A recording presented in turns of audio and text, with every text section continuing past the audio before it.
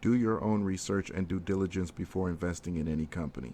The information I provide is in no way or manner a professional suggestion to purchase shares in a publicly traded company. I am not licensed to provide financial advice, and this should be considered entertainment. These stock profiles are intended to be trading ideas, a starting point for research. Any individual who chooses to invest in any securities should do so with caution. Investing in securities is speculative and carries a high degree of risk. You may lose some or all the money that is invested. Always research your own investments and consider consulting with a registered investment advisor or a licensed stockbroker before investing. Yes, ladies and gentlemen, your boy's back, man, back in the building. We back in the building. Thank you for joining me. Back in the buildings, your boy Sal, man. Trying to, new look at the screen, man. Trying to, some people complaining, saying they can't see enough on the screen. And is this okay for the chart, or you guys want to go back to the old way, or I don't know. Anyway, today was all about NVCN. NVCN putting up stupid numbers. Donald Trump with the late afternoon deal with Softbank CEO Massa, whatever his name is. At first, I thought he was a little, joke talking about some Massa or something like that, like Massa or something. I'm like, what the hell is Donald Trump talking about? What's going on, everybody? It's your boy Sal, man, back in the building. This is episode, I don't even know if I'm getting the episodes right. Episode 90. Episode 90. You said you don't see any video? You don't see any video? Y'all see me, right? What's going on, everybody? Coming in the chat room, man. What's good? Let's go ahead and get started, man. Let's go ahead and get started. Back in the building, ladies and gentlemen. I really hope that you guys understand what happened yesterday. So I just wanted to take some time out for that. I'm not going to beat the bush on that one. Let's go ahead and get things started. Bill Betts, do you like the way this looks? I hope you like the way this looks. Anyway, ladies and gentlemen, obviously, man, the stock of the last 2 days, man, the stock of the week so far, week is not even over yet, is NVCN, man. NVCN has just been tearing it up. Volume's incredible. Everything is just off the charts when we talk about NVCN. And the reason why this stock is up, and I love this setup here. It's the strong flag pattern. It's got a flag pattern. Oh, it's not perfect because, it's a slight pullback there. So it's not a perfect flag pattern. All right, but it still looks like it's got ways to go. It still looks like it's got a ways to go. And I would really love some of you guys' take on NVCN. Do you think the run is over? But look, when a company gets a $75 million deal, that's almost like 25% of the current market cap. In fact, when it inked the deal, it was nearly 50% of the company's market cap at the time. The deal alone was half the company's value. I mean, why would you want to put your money on that? There's not going to be any kind of doubt of what the trade's going to be. I put this morning, as NVCN was pulling up 15%, 20. I put up that NVCN was going to go to $3. Oh man, come on, it's already up, blah blah blah. Oh, you're exaggerating. You're just trying to get people to pump. Sure enough, the stock past 3. In fact, the high of the day was 334. I said 3 and I got to 3 and I dumped my shares and kept it going. Later in the day, I posted some of my trades on Twitter. I went into AMD and anyway, AMD, I actually saw AMD yesterday. Is when I would have talked about it yesterday, and NVCN. And then Sprint situation. We're going to go into that SoftBank deal, which right now is just, I understand it's a lot of talk. It's a lot of talk, but I got a lot of people into, some few people into the Sprint thing. And Sprint rallied and then came right back down. That's why I was like, man, the market's got to close now, because when that's why companies release news after hours, because of shit like this. When you release news during the day, the stock will tend to rally. But if there's too much time left, people actually start thinking with their head. And then once they start thinking with their head and they're like, well, we haven't really got too much of the information yet. And then the stock starts to do this. But fear not. Because the question is Sprint going to be up tomorrow? Yes. Is Sprint going to be up Thursday? Yes. Is Sprint going to be up Friday? Yes. Because the more information that leaks out about what this deal is, it's beneficial for Sprint. And at the end of the day, Sprint was on a tear anyway. It was on a tear anyway. All right. Sprint was on a tear and has been on a tear since the election of Donald Trump. Everything changed after the election of that man. So it's only right that the CEO of Softbank, one of the richest men in the world, shows up at Trump Tower today to talk business and how he can get a bigger piece of the American pie. And we're going to learn more and more and more about the deal as time goes along. We're going to learn more and more about the deal. And I'm excited about it. I'm excited about it. What's going on, Jorge? Tristan, what's good? Craig G, Speaker Knocker. Mr. Lewis, Mace Ingle. Basharat Reham. What's up, Ja Warrior? Jay Wallace, Melissa Fulton. Cora Lee. Gerardo, Iron Hand. Bill Betts. Nikhil, all right. Mr. Gerardo, I see you in the chat room. Scotty Boy, what's up, Travi, as always. Astral Consciousness, what's good, man? What's going on, Dre?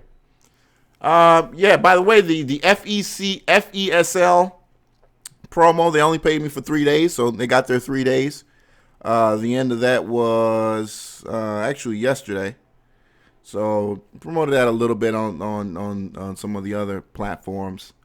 But other than that, yeah, that was the end. Supposedly the stock was up today, last I checked. But anyway, yeah, appreciate you guys joining me in the chat room. Let's see what else was up today. Got some people already with tickers in the room. WG, what do you like about WG? I think what's that? Wilbur's Group 289, the oil play. Yeah, a lot of oil stocks are still running pretty well, man. A lot of oil stocks are still running really good. Willsboro, is one of them. Strong day, man. This was the last couple of days since the OPEC deal. Since the OPEC deal got, closed up. Looks like WG has been running really nice. This is another one of those good plays you guys have.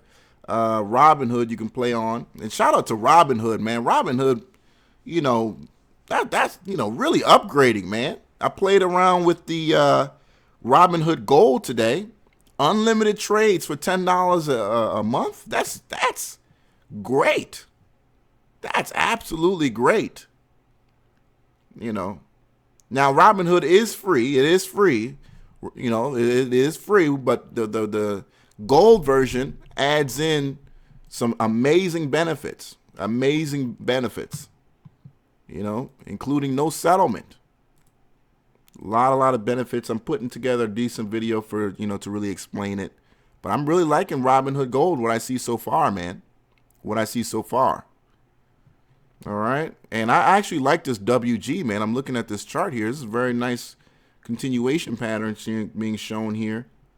And it's looking really nice, man. In fact, let's look at the one-day chart. The one-day chart looking very strong. Very nice and high and tight over the 200-day. All right. Looking very, very strong there. Of course, we'd love to see more volume, but even with 300,000 shares, I'm not complaining.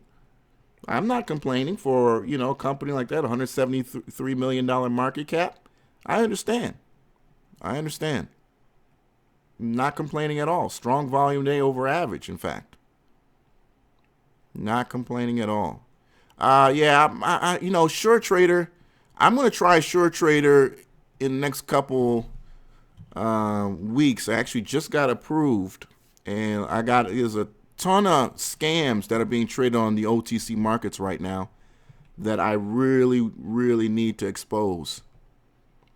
And I'm going to have to use SureTrader because it's hard to find shares to short for whatever reason on Interactive Brokers, unless maybe they're hogging them somehow. What's going on? Let's see here. What else we have? MJIP. What's MJIP? MJIP. Richie, what is MJIP, man? I'm not seeing what ticker that is, man. Tristan with ORIG.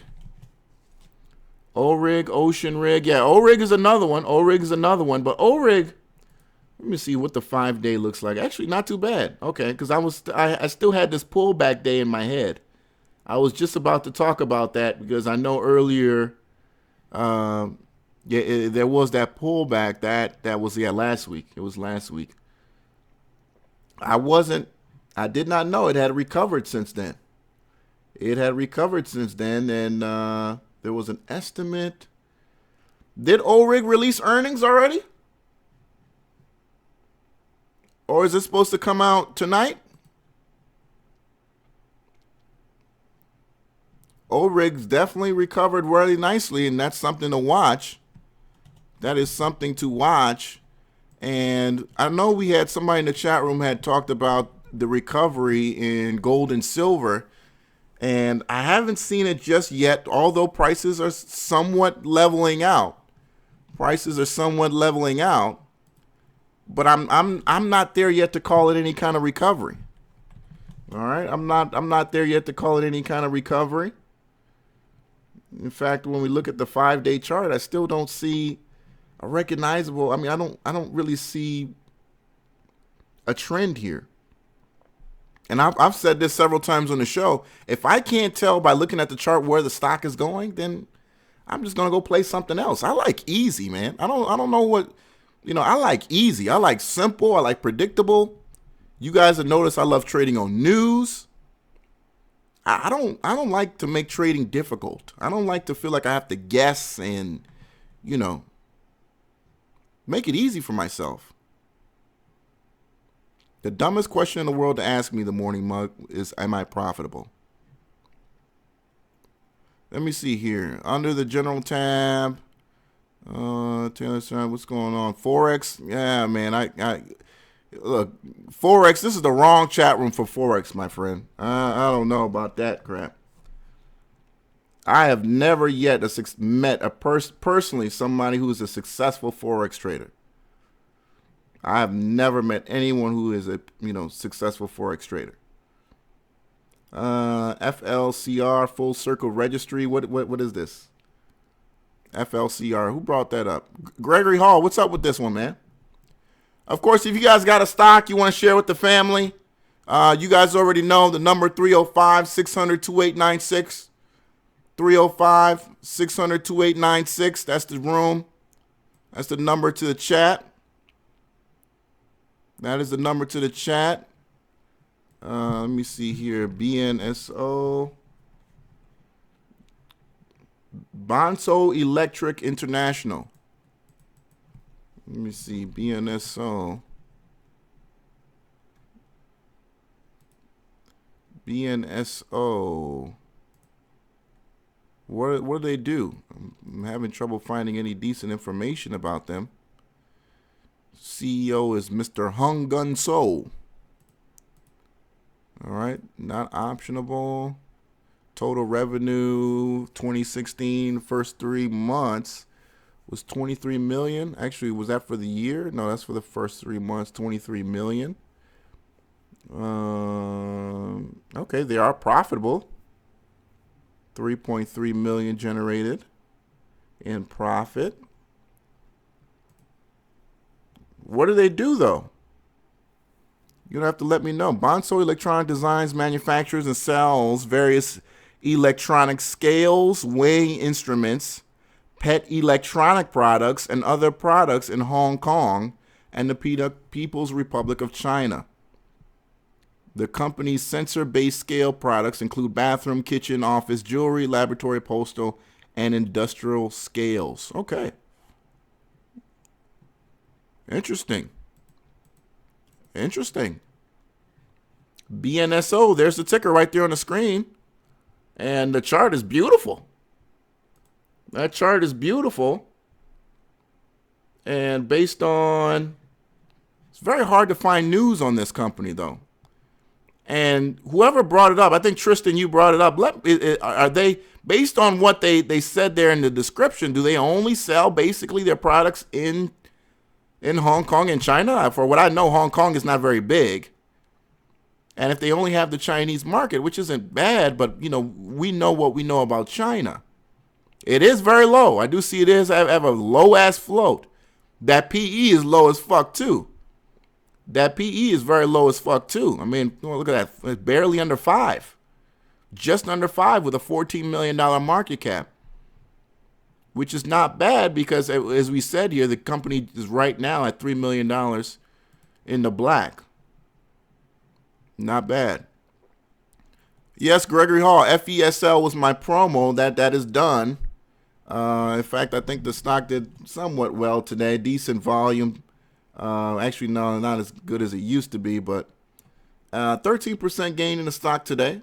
13% gain in the stock today, but good luck to them moving forward. Let me see here. Live Ventures. Live Ventures. What is this about? Live Ventures. BNSO. Okay, BNSO.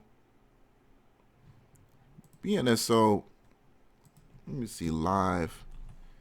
I swear this ticker was something else. Like, I'm thinking like they just got this maybe or what, but I thought this was a an OTC like concert company a couple years ago. All right, nice strong day today. They're in the red pretty heavily, nearly $10 million for the year.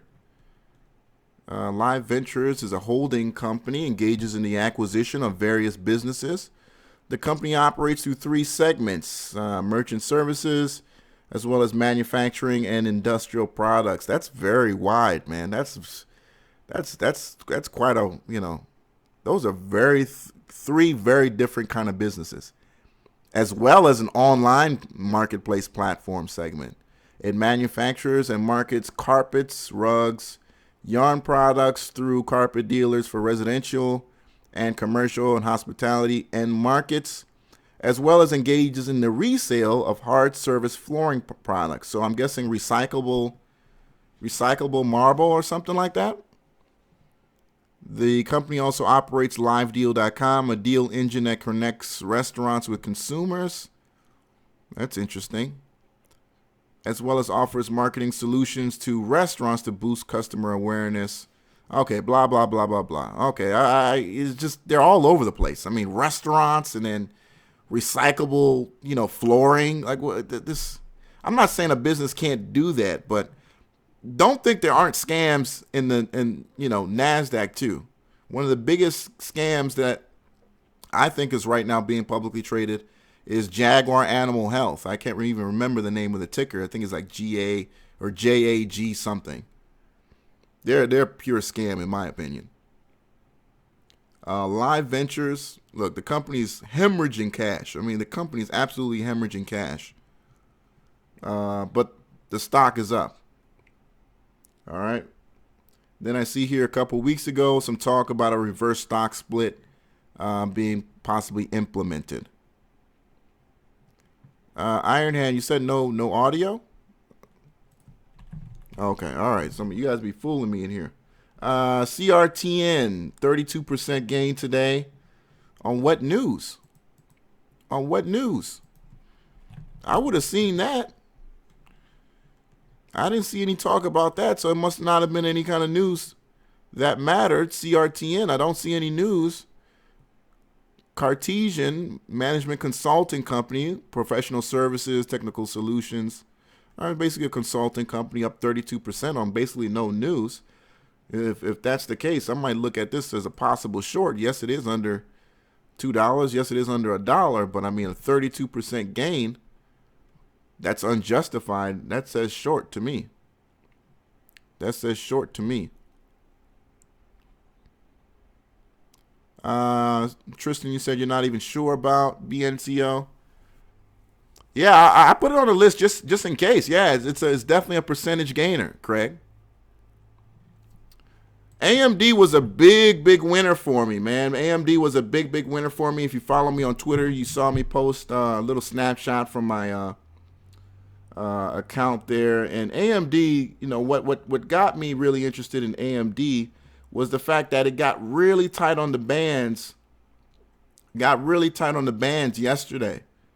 Yesterday before the close, you know, it got really tight on the bands. And for those of you guys who know a little bit about the Bollinger Bands, basically when the bands tighten like that, a major powerful move is expected to be made. A major powerful move is expected to be made. And basically that's exactly what happened. And I took a couple options, a couple contracts, an option with a couple contracts. And literally the stock went up almost 400%, actually a little bit higher today. On the open and then throughout the day. All right. Not the stock, the contract. The contract increased over 400%. Another missed opportunity that I could have gotten a lot larger on, but I'm still learning options. Still learning how to trade options. But very powerful move. Yeah. Sinclair, you said $750? Yeah. I mean, AMD continues to make higher and higher gains. And look, we talked about $10 AMD. It's very possible. If you would have said AMD could be $10 when we were all talking about it when we first started the show, there would have been some hesitation. But we I think on this show saw it coming. We honestly saw it coming. You know, I think we saw it coming. You know, as you can see, it's been a beautiful year for AMD. And I know I'm moving the chart a lot, but I just want you guys to see how incredible this rise has been in AMD. Absolutely incredible rise. Absolutely incredible rise. The stock is up almost, 500% for the year. I mean, this was a $2 stock at the beginning of the year. And going back in time, I'm thinking, AMD? Why is AMD trading for $2 a share? You know?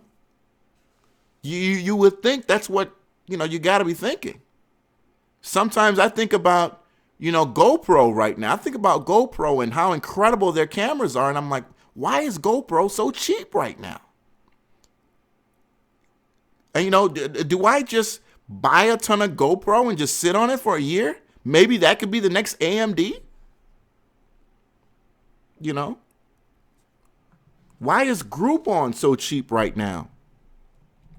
When we look at GoPro, at $975 from what they used to be, this is dirt cheap. GoPro was at one time a $90 stock. It's at $9 a share. So are we insane? Are we crazy to just watch GoPro struggle like this and not buy shares? Or maybe do they honestly deserve to be trading at this price? Bruce Cole is free stock pick. Free stock pick. And Bruce Cole, I'm still working on your email, man. I'm still working on your email. Some people ask me how to, get into the whole, buying, wholesale, and flipping. Getting your website and flipping products online.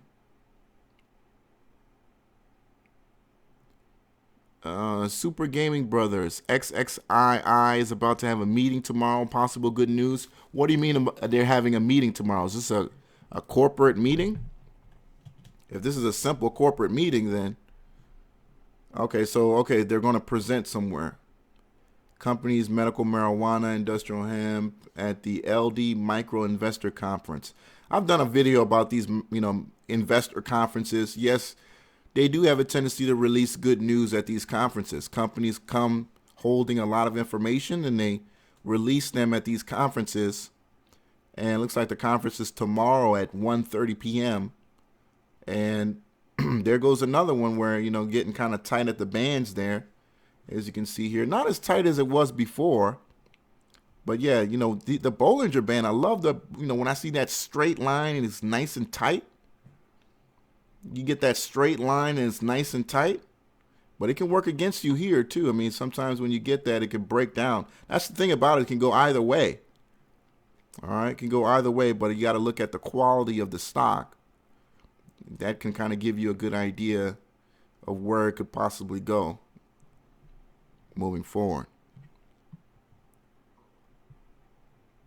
AMD 920. Oh man, AMD can go a lot higher. I'm taking AMD $10, man. AMD $10 is very, very possible. AMD $10 is very, very possible. In fact, I still got my option open on it because I believe it can go a lot higher.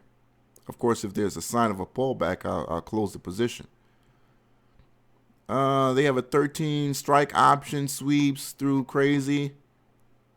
Stock Junkie. Wow. Okay, so Connor, you think AMD can hit 13? What would be the date? Okay, buying out to April. Okay, yeah. April expiration. Yeah, I like that. April expiration. Okay, I like that idea, Connor. I like that idea. happypennystocks@gmail.com. No problem. Oh, and just to let you guys know, Connor started his options channel today. And I posted that as well on Twitter. I'll post that in the chat room shortly. Let me get this biggest gainers list. And biggest gainer list. And this, let me see this, guys. Let me see here. Top movers today. And NVCN, look, this NVCN just tore it up today, man. NVCN just tore it up today. And I don't see why I can't get another, 20% tomorrow. I don't want to beat the stock by, with a bush, like a dead horse or anything like that. Whatever the expiration, the explanation is. But RXII 51% today as well. That was another huge move. Did anybody play RXII today? I was so obsessed with options and NVCN. I missed RXII. RXII, that's a beautiful one-day chart. Look at that. That's a wonderful one-day chart. You had up until 12 o'clock to catch this one. Slowly but moving higher and higher as the day, matured on. RXII, nice move, man. Nice move. Oh, let's see. Hold on, Connor. I think, hold on here. I think, hold up here. Let me get my Skype to open up here before you call in. Yes, indeed. Get that opened up so everybody can hear.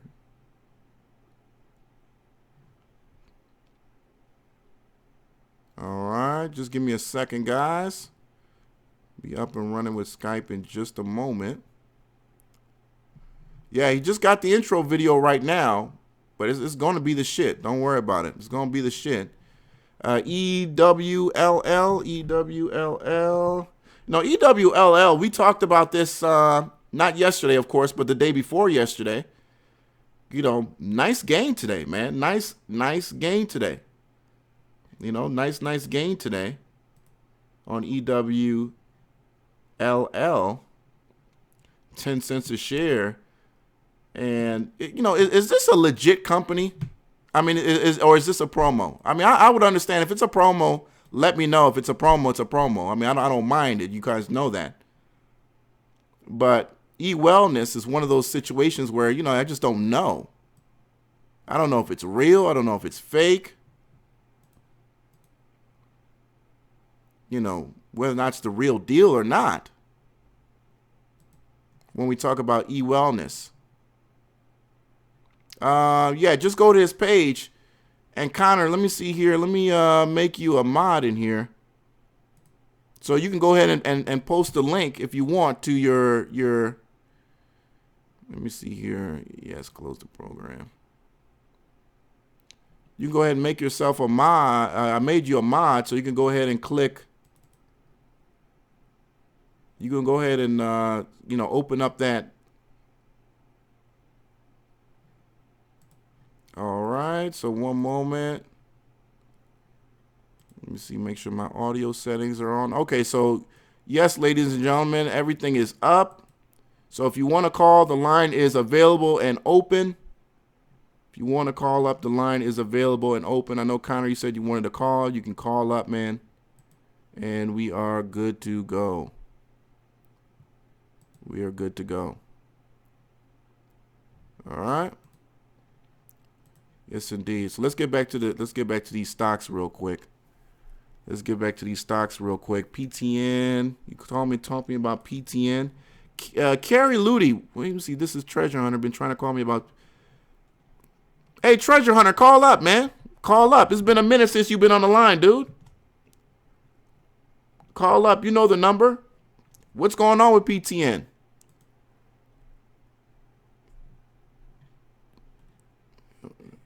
Let me see here.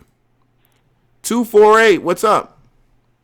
Yes. Hey, Sal. I was calling because I had a question about ticker symbol DF. DF? Yeah, it's called DF. It's Dean's Food. Dean Foods. Okay, $20 stock. What do you like about this?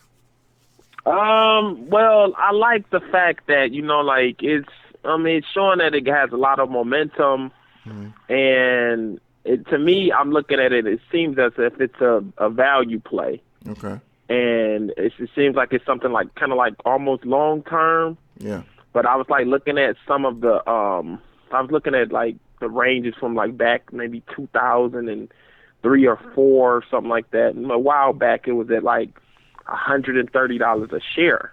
Uh-huh. And I wanted to know what your opinions on it. Like, is this like a buy or? Well, I'm going to be honest with you. I mean, when you're talking about value investing, I'm probably the wrong person to talk about when you're talking about that length of time. I mean, the way I'm looking at, simply glancing at it, a 17 PE, it's got a $1.8 billion market cap. It's got decent volume. Looks like it's got over 16,000 employees. So this is a very, very big company. So if you're looking at it at that, I'll probably ask somebody else. But I mean, just by the way it's setting up, I like the way it's setting it up in the short term, and the way the chart is moving. Looks like this is going to continue based on the trend that I've seen here for November. All right, because it looks like for November is where the magic began, and so far, if you've been riding it out, you put almost $4 worth of value into the stock in the last 35, 36 days. So not bad for the stock so far. But in fact of whether or not this can go to 100, or I cannot tell you, man. I don't really know too much about this, and at this price range, yeah. So I remember I did. It was a while back when you were doing your show.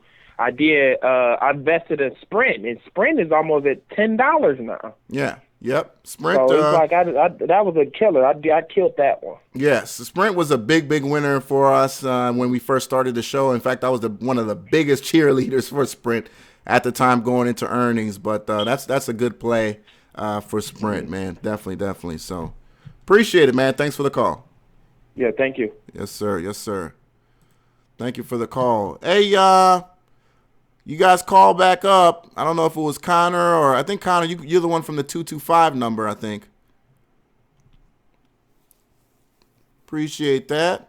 Yeah, there you go. Travis got it in there. That's Connor's YouTube.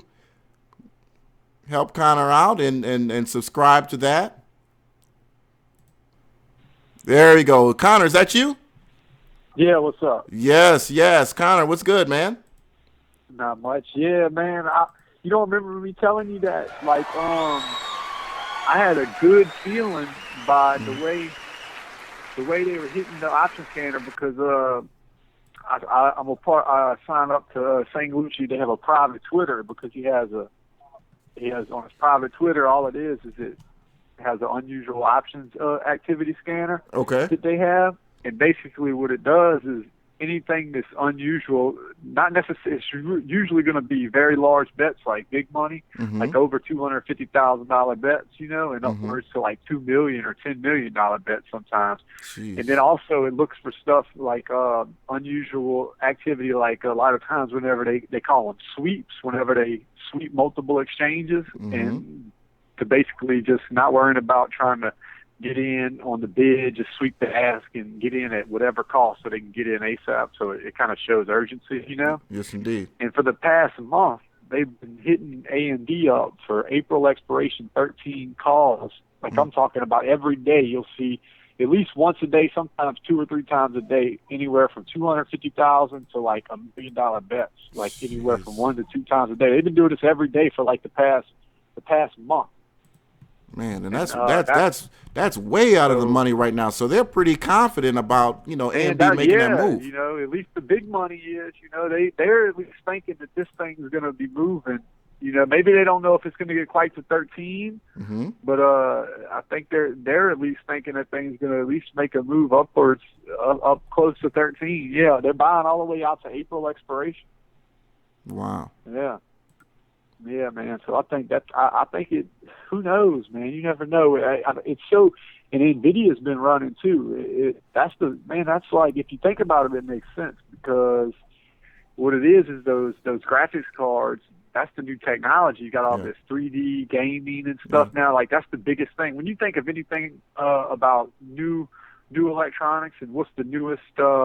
What's the hottest thing and the newest invention? It's all this new 3D gaming. Yes. And that's what AMD and NVIDIA is all about. And the thing about it is, Connor, it's not even only that, is that just even the average displays in our movie theaters, in the malls, and even in your cars these days now, they need graphic processors. It's not when you get into your car now, the screen, these newer cars that are rolling off the assembly lines, they're color screens. They got 3D imaging. They need processing power, and these companies are the providers of that. Yes, that is correct. And I think they're only NVIDIA and AMD. Those are 2 top names, and I think they're only going to get. It's only going to get bigger because right now this is really, if you think about it, just the beginning of what's starting to happen. Like you said, all the cars are starting to incorporate all the electronics and stuff like that. I mean. And it's only going to get bigger, once it catches on in the cars. It's going to be standard to have that stuff in cars 5-10 years from now, Kind of like whenever, they started having CD players, Now it's, you don't have a CD player, That is true. Yeah, that's it's just going to be normal. So I see it taking over. So yeah, man, I think AMD, that's something to for sure keep an eye on. That thing, I don't know. I think it will hit 13. I don't know when, but possibility soon, but it's been crazy. But man, it was a crazy day today. NVCN, I heard you talking about that. I got in on that for a little bit, but man, I don't know. I just wanted to say that though to tell you. I remember I told you. I don't know if you remembered, but for anybody who's looking to play AMD, that's if you were doubting it, that's at least a little. Something behind you to make you want to get in. I know that gives me some confidence, if you were looking to swing it. I mean, they got a lot of big money behind that thing. So I hear people, what's his name, Trading Jedi, he says it's going to be 825. He thinks it's going to be a pullback. But, Yeah, it might pull back a little bit first, So do you see possibly going higher than 950 tomorrow, or are you looking to, Let's see. I'm not in it right now, but let's see. There was an aggressive move today. I mean, 8%. Yeah, that. It's such a perfect. It's a perfect.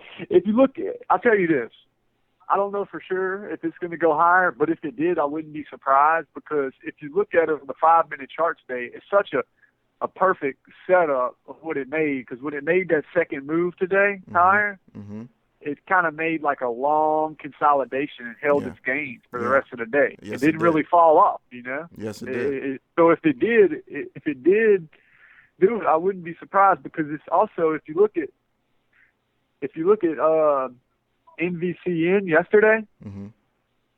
it did the same. If you look at NVCN yesterday and how it ended the day, and then how AMD ended the day, it kind of did the same thing. It had one leg up yesterday, then it had the second leg up, and when it made that second leg up, it just kind of held its gains the whole day, and didn't even have a third leg up. Yeah. But it kind of held its gains, and a lot of times when you see stocks do that, it is a good sign that they could run. We'll see how it does in the pre-market, but NVCN was a perfect setup for the day. Like, that was I can't believe I wasn't really paying attention to it. Some guys in the Discord started talking about it, but if you look at the chart yesterday, it made sense. It kind of it pretty much held its gains every time it had a leg up. It never really gave any of it back, so that's definitely a strong sign. Okay. So, but it might not have a pullback tomorrow, but it'll probably have a pullback. It won't just go straight to 13, I doubt, but it is going to make its way there. Like I said, they're buying out to April, and I think some is far out to June, but I think the majority of them have been April expiration. So from here to now, they're thinking it's going to get. They're betting on it to get up there. A lot of money behind it too, millions of dollars behind this thing going to 13. I'm talking. I've seen some big bets go through. So it might have a little pullback first. I guess we'll see. Mm-hmm. All right. But we'll see, man. But everybody, subscribe to the channel, man. I'm gonna have some videos coming y'all's way. I don't know. I think they got like a time limit on it now, so I just wanted to make that so everybody could kind of subscribe, and then I can start messing around with it more and go into detail. Yes, but indeed. I'll post the link again. Y'all subscribe, and all right, so I appreciate everything, man. And, not a problem. Easy. Hey, but Connor, before you get off the air, what are some things that you want to present to people with your channel? What are some things you want to really focus on? Really, I just want to tell it, just basically put on air everything I know about options. I know I'm not saying I'm the claim to know it all or the expert, but I think I do know more than the average, and at one point I was like them and didn't know anything, and I thought options were, risky and complicated, but really once you start to learn them, they're not that complicated. I mean, they can be complicated if you try to jump head first and go into all the way at first, but that's with anything. You can't expect to jump into something head first and know everything about it. You kind of got to work your way in with calls and puts, and then as you start learning that, you'll learn more and more, and gradually you'll kind of realize they're not really that complicated, and they're not that risky really either if you really know what you're doing. So I just kind of want to I know a lot of people in here don't really play options that much. They're more into the small caps and stuff. And I just want to, I'm just going to tell everybody, basically what I'm going to do is I'm just going to be releasing videos like every week or whatever it is. Just first I'm going to have like a series explaining everything I know about options.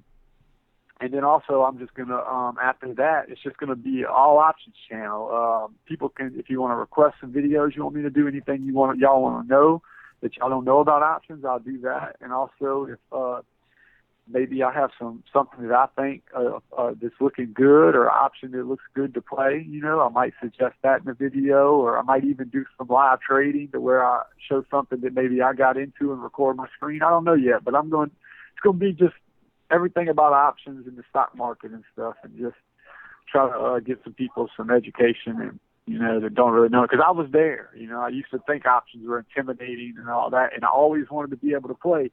Who doesn't? I know everybody. Most of the people, when you ask them about the stock market, when they don't know anything about it, they're like, oh, yeah, I'll buy some Apple. But then when they see how expensive it is, it's like, well, damn, I can only get a couple shares of that. So I just want to, tell everybody about how you can play some of these bigger stocks that you maybe have been wanting to play for a fraction of the cost. There it is, and that's what I'm going to do. Appreciate it. Thank you so much, man. All right, man. Take it easy. All right, there it is, ladies and gentlemen. The man, Mr. Options himself, introduced me to options. I didn't know anything about options. I, played OTC and Nasdaq and NYSE pennies, and I just thought that's all I can play. But he introduced me to the idea of being able to play these larger, more expensive stocks at literally thousands of shares at a time. I mean, AMD is a $9 stock. And I'm out here buying, 10, 20 contracts at a time.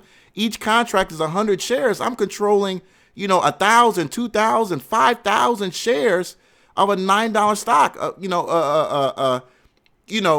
An amount that I could never control at this time, would want to risk that much. But with options, I'm able to put a small amount of money and be able to control a large amount of shares and be able to leverage that money and have an incredible gain when the stock moves my way in the direction of whatever that option is, whether it be a put or a call. So there's a lot of ways to profit. I'm really excited about Connor's channel. Go ahead and subscribe to his channel. If you can do me one a favor too, and make sure you press thumbs up on this video right now that you're watching. Just scroll down a little bit, press thumbs up. As well on Connor's video, make sure you press thumbs up. A lot of people ask, why do you ask for people to click thumbs up? Well, it gives the person who is making the video better, what's the word for it, reputation value within the YouTube kind of algorithm. So the more thumbs up, likes you have, the higher reputation value the channel has within whatever tags that user is listed in. Okay, so I want to be at the top of the list because I want people to be exposed to the knowledge that we're putting together here. It's benefited you. I want it to continue to benefit other people. All right, so appreciate you guys supporting us here, continuing to help us be able to bring you information that's going to make all of us better and improve our community. All right. So going back to these stocks today, one thing that was really nice, we talked almost a week ago now about the community banks. Does anybody remember that little thing we had about community banks? It's one thing we introduced here that a lot of community banks are running. All right, Republic First Bank, of one of those community banks, trades on the Nasdaq. I gave you guys a link here about a week ago or so now that has all the kind of like banks. You can write the list of all the publicly traded banks on Nasdaq or in NYSE. You guys got that link about a week ago or so. And FRBK up $1.50 today because one of their major shareholders took control of the company, basically. I'm going to go into that a little bit. Let's reintroduce Treasure Hunter. Is that you? Yes, sir. Yes, sir, it is. Man, it's been a minute, man. Where you been at, man? Yeah, man. Shit, man. Been all over, man. I've been racing my damn truck, blowed up the transmission. Mm-hmm. Now, downtime, I got some parts ordered through the mail. Okay. So now I got the parts ordered through the mail. I actually have more time to day trade. Yes, it's so hard to day trade and do this racing stuff, I hear you. So, man, as always, I know you got some winners for us. Yeah. But I was going to say, but no matter what I'm doing, I always catch up on your shows, you know what I'm saying? Appreciate it, man. Thank you. Yes, sir. You better believe it, man. Shit's always hot, bro. Yes, indeed. Let me see. I had one of my wind-ups that I bought earlier this morning. Mm-hmm. That it been kind of dancing between the lines. Then I checked my account and I was like, shit, bro, where the fuck an extra $3,000 come from? And then it finally hit me. I looked it up. PTN. I know I've been preaching about it for a little minute. Yeah. But it was dancing between the 57 line or 57 cent for a little minute. Then after hours, you know what I'm saying? I don't know if it's going to hold or what, but once I find something, I call your show so you do your indicator see. Yeah, I mean, where do you see PTN now? I mean, obviously it had a great late November, but I mean that it fell off a cliff there at the beginning of November. Obviously right now it's showing it's a very safe trade at 57 cents. Didn't do practically anything today. Yeah. And look after hours. I think it was 60 or something like that. I mean, skyrocketing through the roof. Because when they hit that borderline, it kind of goes boom, boom, boom, boom. You know what I'm talking about? Yeah, I'll hopefully keep going up. You know what I'm saying? Because I got to put a little grip in it today. Okay. So And, yeah, it looks safe at 57. I mean, I know you're just pretty much into the chart, but can you at least let us know why you think it could go higher from here? Do you believe that it's just a bottom and there's support here, and pretty much that's the justification for it to continue to go higher? Definitely continue to go higher, but I would say keep an eye out on it. You know what I'm saying? Because it took me for like a hell of a ride today. You know what I'm saying? But then, you know what I'm saying, like I said, it did a little bounce, boom, boom, like the big buyers I know people have got to been watching it because, like I said, been tap dancing between that support line for a minute. Yeah. And then, like I said, I don't know if after hours is bullshit or what, but after hours is kind of put a smile on my face. You know what I'm saying? Yeah, it is up higher. It is up 40 cents after hours, so I do admit, I do see it here trading at 60 cents after hours.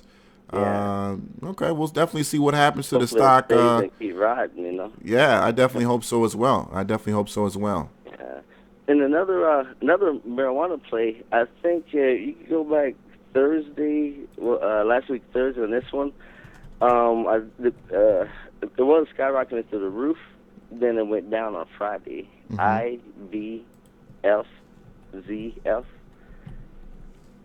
And you could trip your money on that one.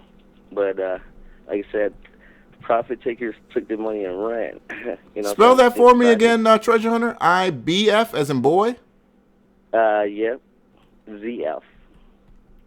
I don't have any. IBFZF. I don't have any tickers as IBZF. IVZF? No, IVFZF. IVF. ZF. Oh, okay, there we go. Invictus Financial. Okay, so this is one of those all right, so this really hasn't really even gotten popping yet. It looks like only 800 shares were traded today. No, like I say, go back last week, I think Thursday.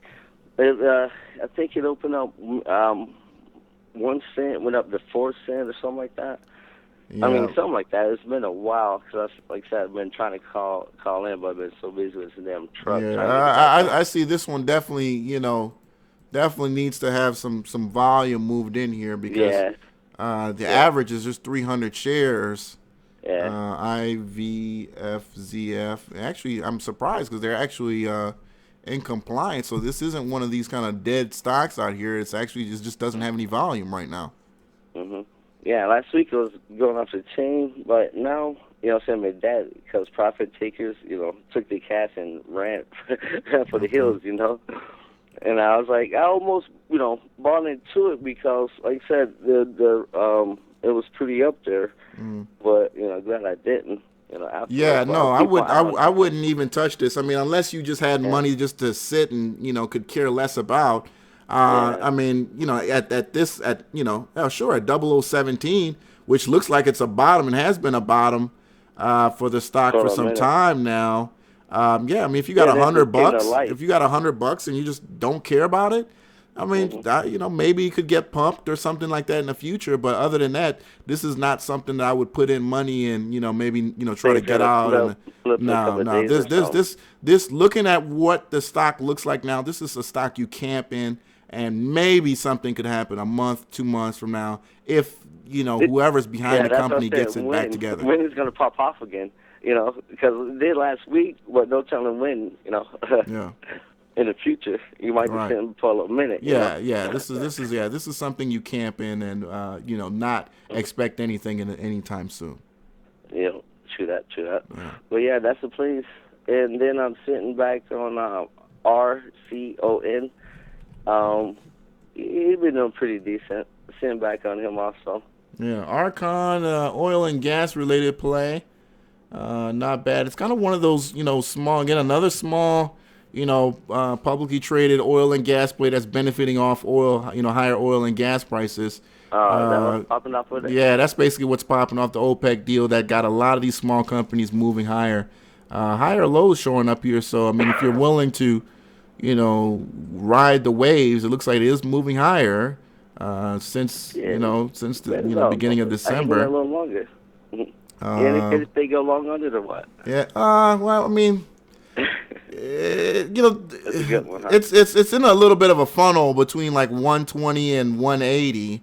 Yeah. Wait for that wind down to break Right, out. right. Of course, you'd love to see a more decisive looking chart, but for the most part, again, this is a 1 month chart right here. It doesn't look But too that, bad, but I that, would love to see yeah, a lot more chart discipline from the stock. But it's something to watch, though. Definitely something to watch. yeah, It's got decent yeah, volume.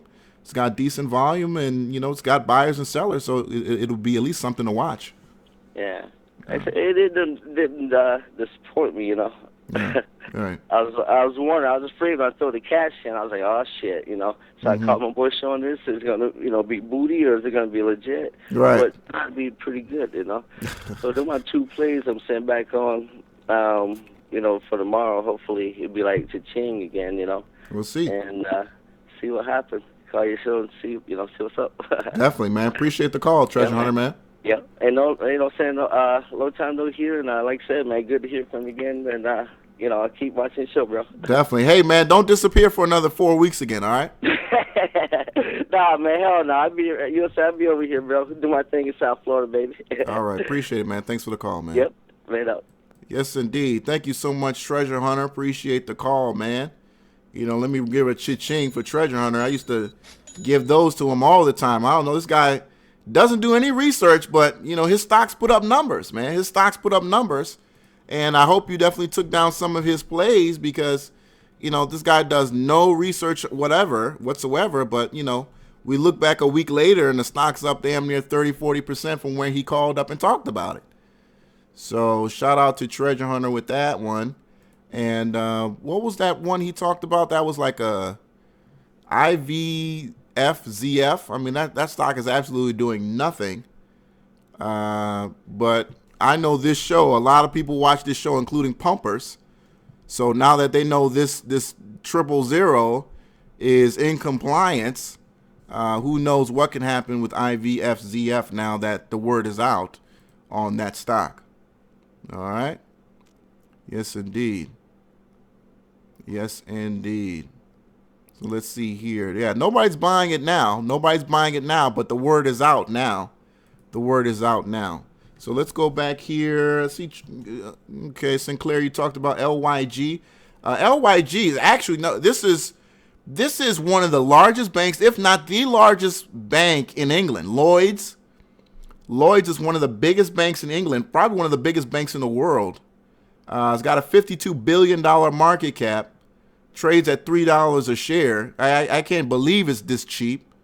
I don't know if it's this cheap because the splits or what, but Lloyd's Banking Group is one of the oldest banks out there too. I mean, it's got history all the way back to some of the earliest kings of England, by the way, when you look into the company. So Lloyd's Banking Group, long history, trades at $3 a share, practically doesn't move. That's the problem with this stock. It's very, very consistent, very, very boring.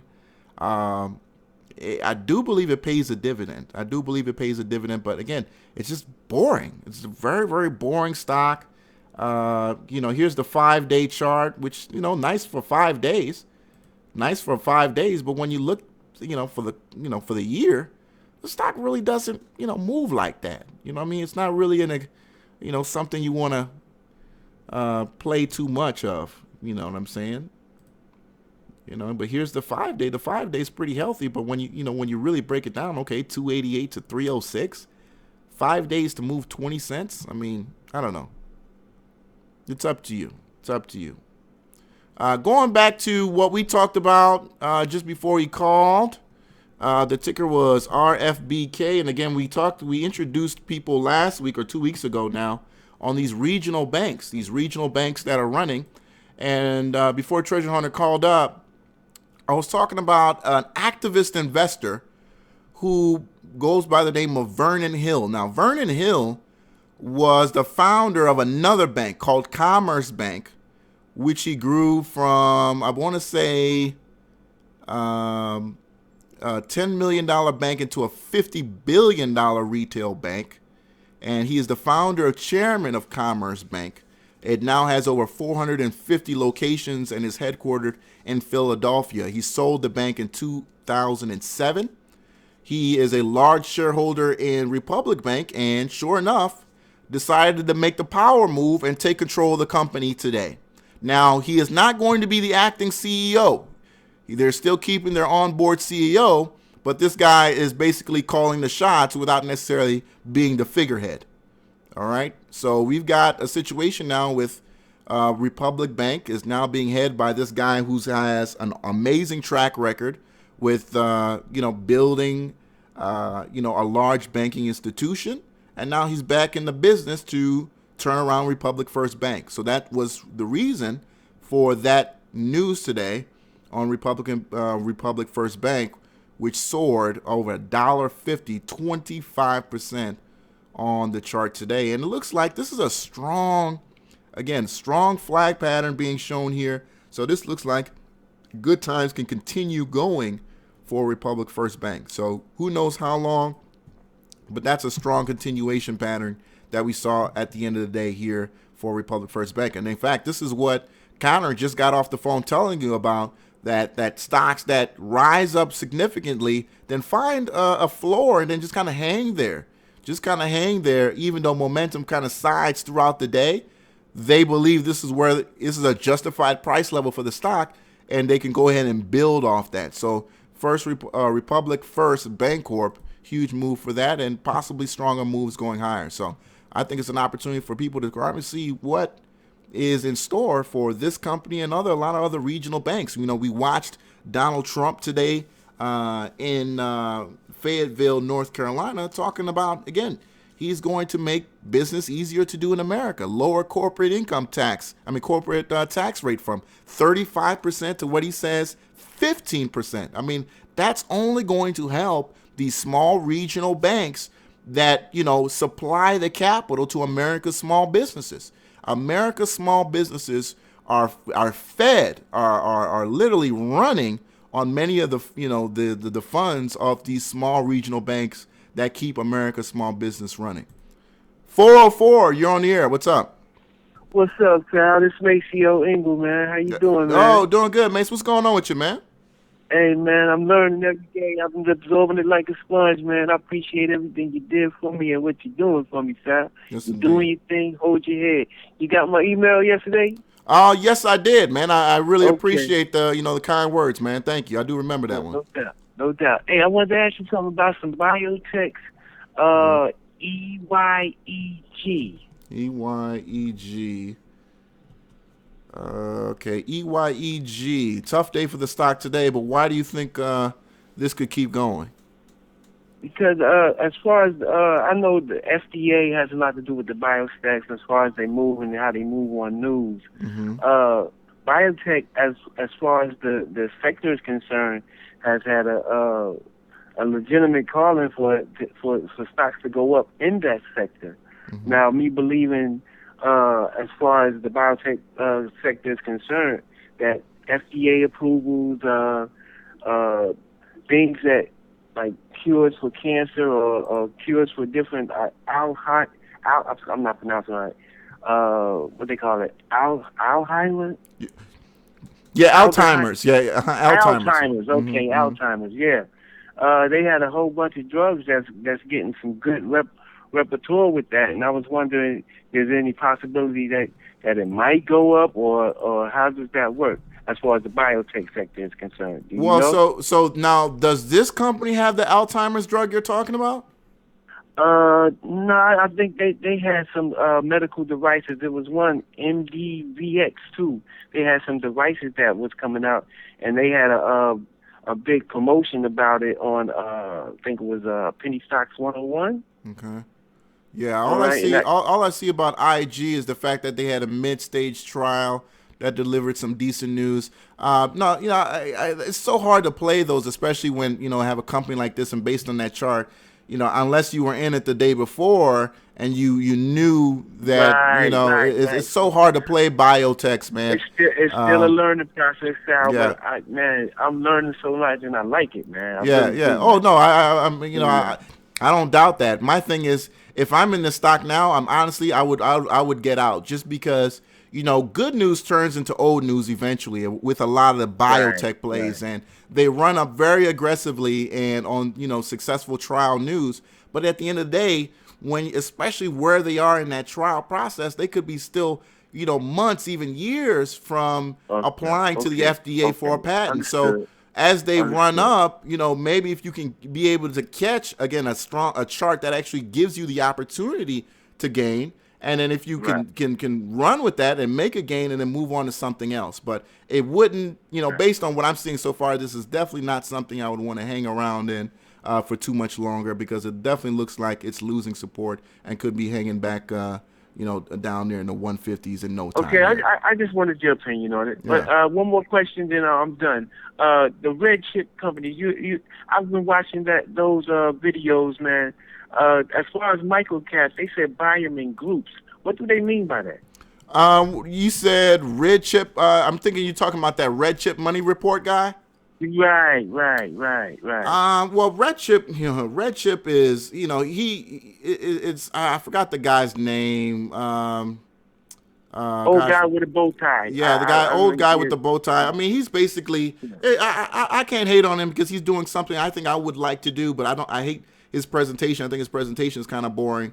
But the fact of the matter is these are OTC companies or small NASDAQ companies that he talks about, and he's syndicated on a couple channels out in the Northeast or whatnot.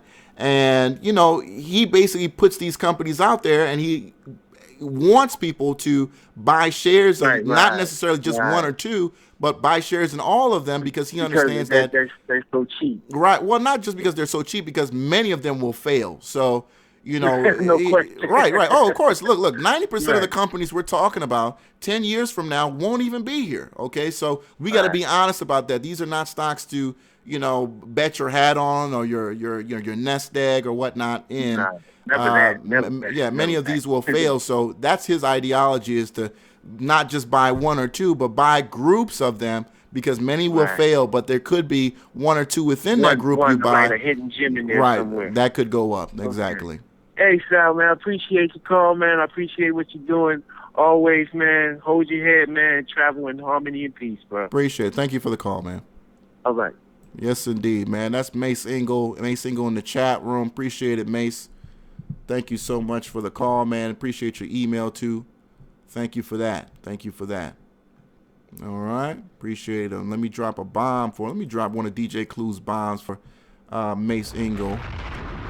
Yes, indeed. Appreciate that.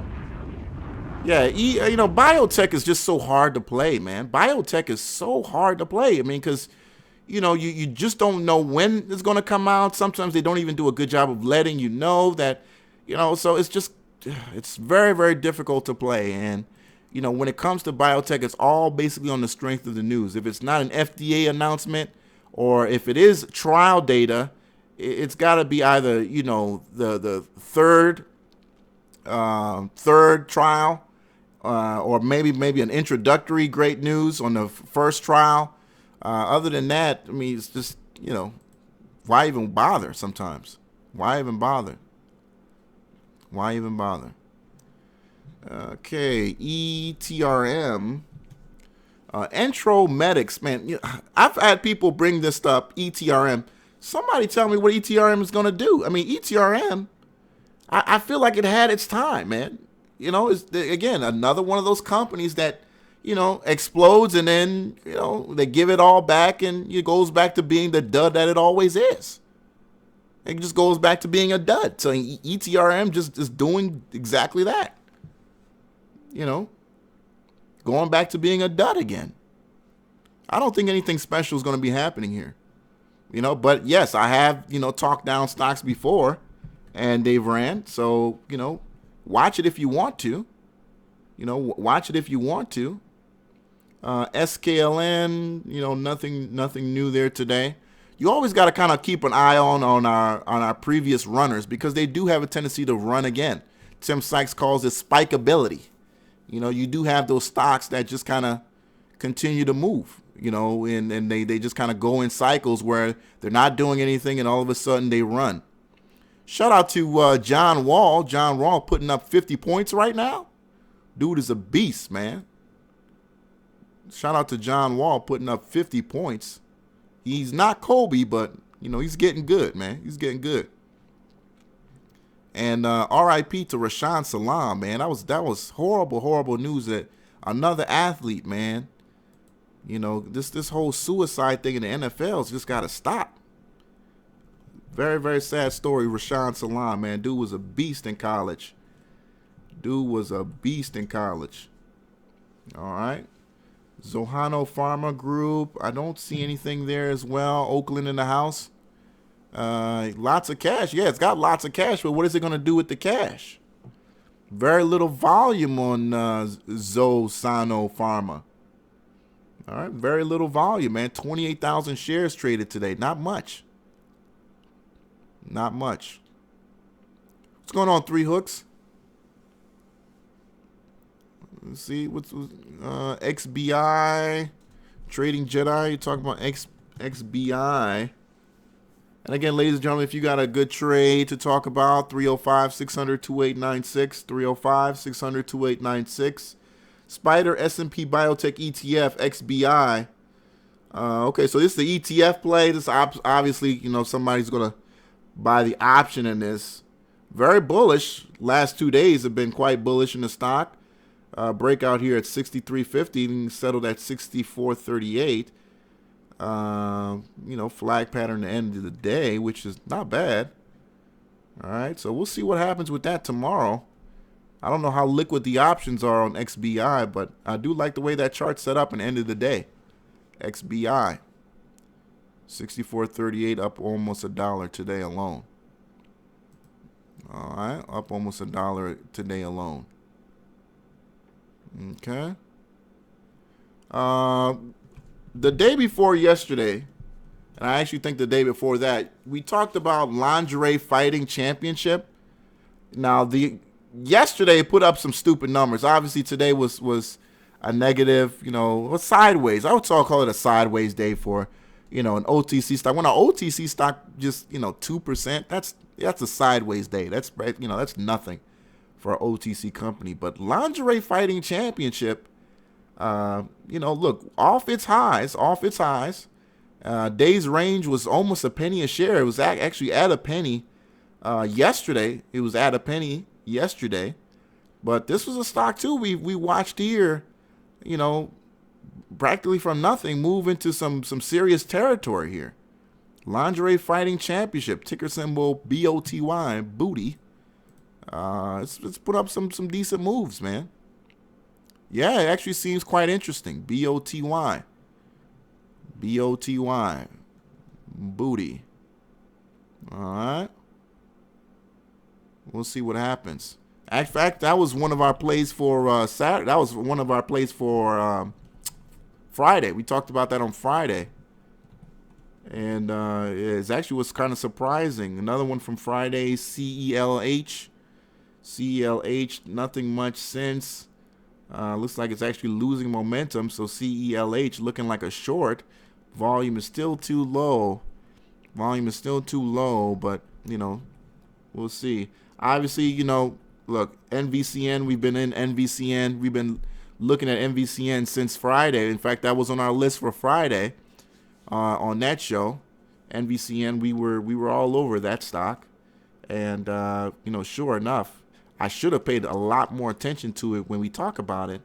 And, you know, not only the amazing opportunities we find here, but all the amazing opportunities we actually missed. NVCN was on the Friday list. And Friday was the second. You know, the stock was below $1 on Friday. 832, what's up? Hey, what's up, Sal? How you doing, man? What's going on? Who am I speaking with? Oh, this is Jason Carr. Jason Carr, man. This is my first time ever calling in. Yes, indeed. Appreciate it, man. Welcome to the show.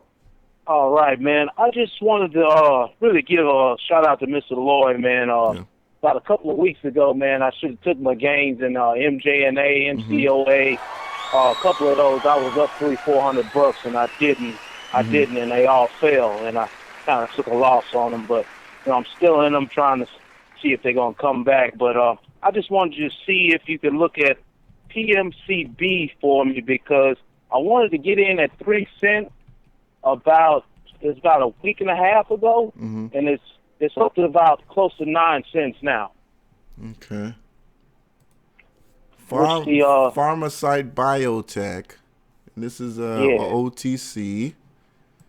This is a stock we have talked about here in the show. Right. Now, what got you into it? Was it just the chart, or are they doing something particular like you like?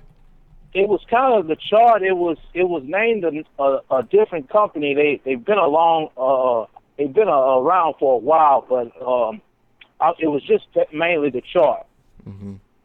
It had a floor of like 3 cents, but now since the past 2 weeks, it's been climbing. Okay. They describe themselves as a clinical stage biotech company focused on developing and preparing commercialized treatments for cancer and diabetes. Very biotech play. And look, the chart is setting up really nice. When you look at this chart, that's an amazing move. You're already up close to 100% for some investors, maybe even 200, depending on where you bought in at. And since middle of November, so strong 30-day chart. Got higher lows, higher highs, being made ever since the beginning of December. So, whether or not this continue moving forward, I'd like to know who's promoting this, because obviously this is being promoted somewhere. In fact, let me pull out my email and see maybe if we can find some sources of where this buying is coming from, because I don't see any news necessarily being made. Besides, I do see here that they're enrolling some patients that came out a week ago in a clinical cancer trial for pancreatic cancer. Let me see here, any alerts.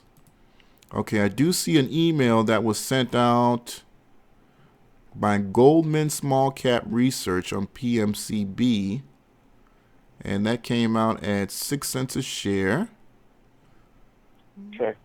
Okay, and he's another very popular penny promoter, Rob Goldman. He owns Goldman Stock Research.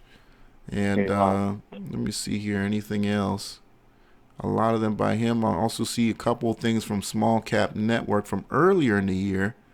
In fact, going back as far as December. But other than that, so it's just your basic OTC pharma play. And in fact, I want to take a quick look at the financials here, if you don't mind.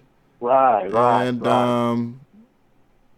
other than that, man, they actually got some decent cash on hand.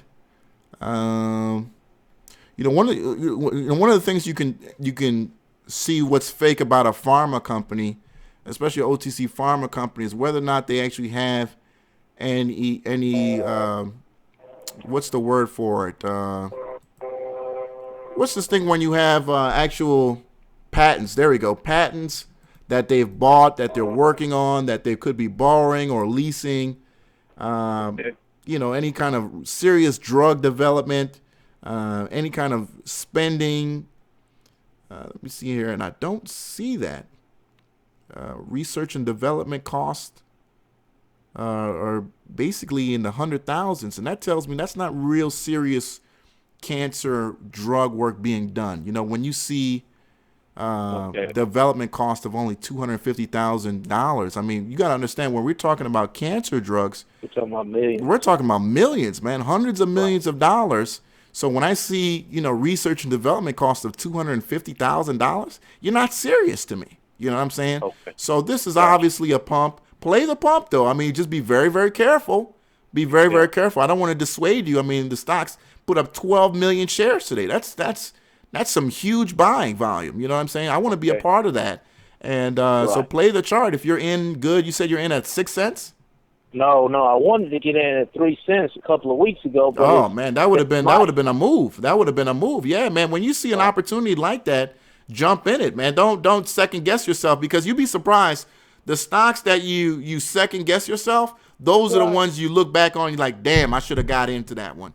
And the ones Right. and the plays that you're so sure about, right? The ones you're like, oh, this is definitely Right. gonna move. Those are the ones you Right. lose money in, because you really don't know what you think you know. So.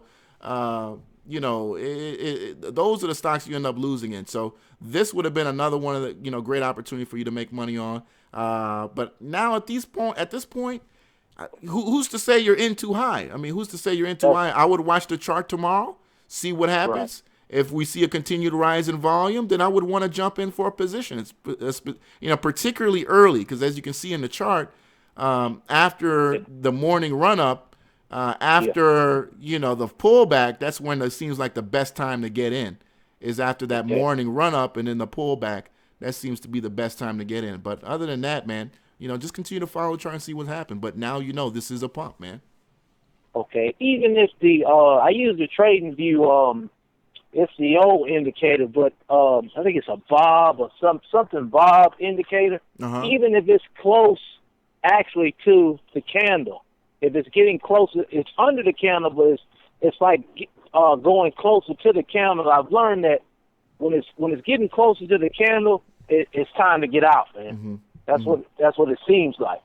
We'll see, man. Time will tell. I mean, can't really predict it, man, when it comes to OTC stocks, because that's the thing, is that you can look at indicators all day, but you got a guy out there with 1 million people on his email list, and he sends out that email. It's going to blow out any research you've ever done. You know what I'm saying? So you just got to watch the chart during the day and see how it plays out.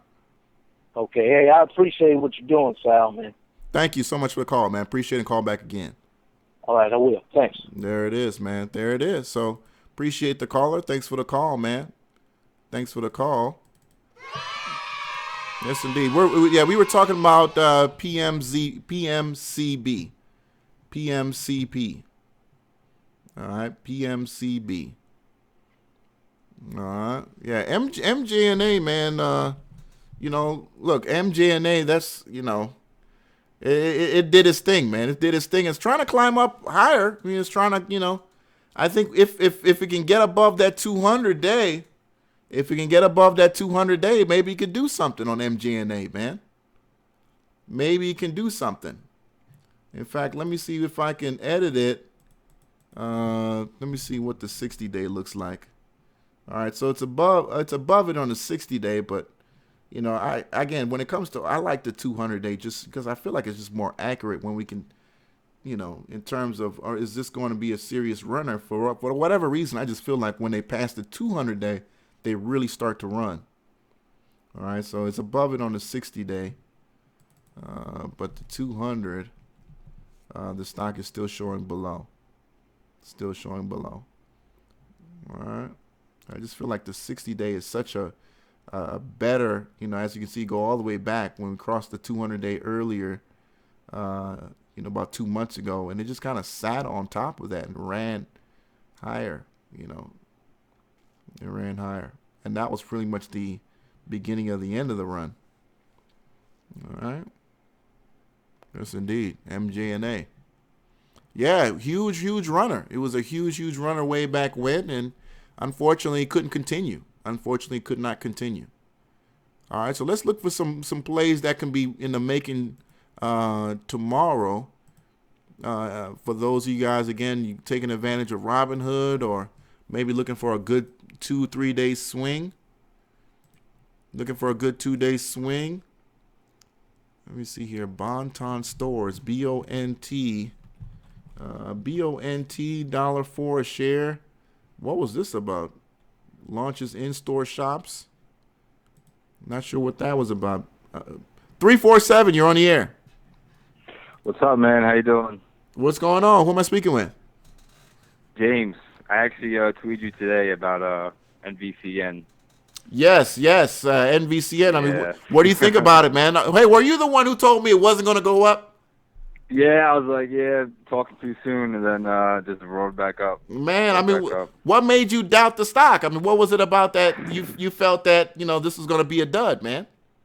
I don't know, man. I was just looking at the price action, and I Yeah. was like, ah. And I saw it had a nice dip, Yeah. and I was like, all right, this is it. And then I was actually on Twitter looking to see what other people were thinking of, and I saw he was like, oh man, this guy's about to get burned. And then Yeah. I was like, all right, good thing I didn't take the trade. Yeah, So, yeah. This guy on the phone, ladies and gentlemen, he hit me up. I think the stock was at like $1. I think it was like somewhere between like $1.90 and like $2. And I was like, man, I've seen this so many times. I said, man, this is going higher. I mean, look, I was looking at the volume coming yeah. in. Level 2 was very strong. I mean, you just heard green buyers. So I pretty much And I dumped came what in, I I was could. like, nope. Yeah, and he said it wasn't going to happen, and I didn't want to embarrass you, so I just kind of left him going. Yeah.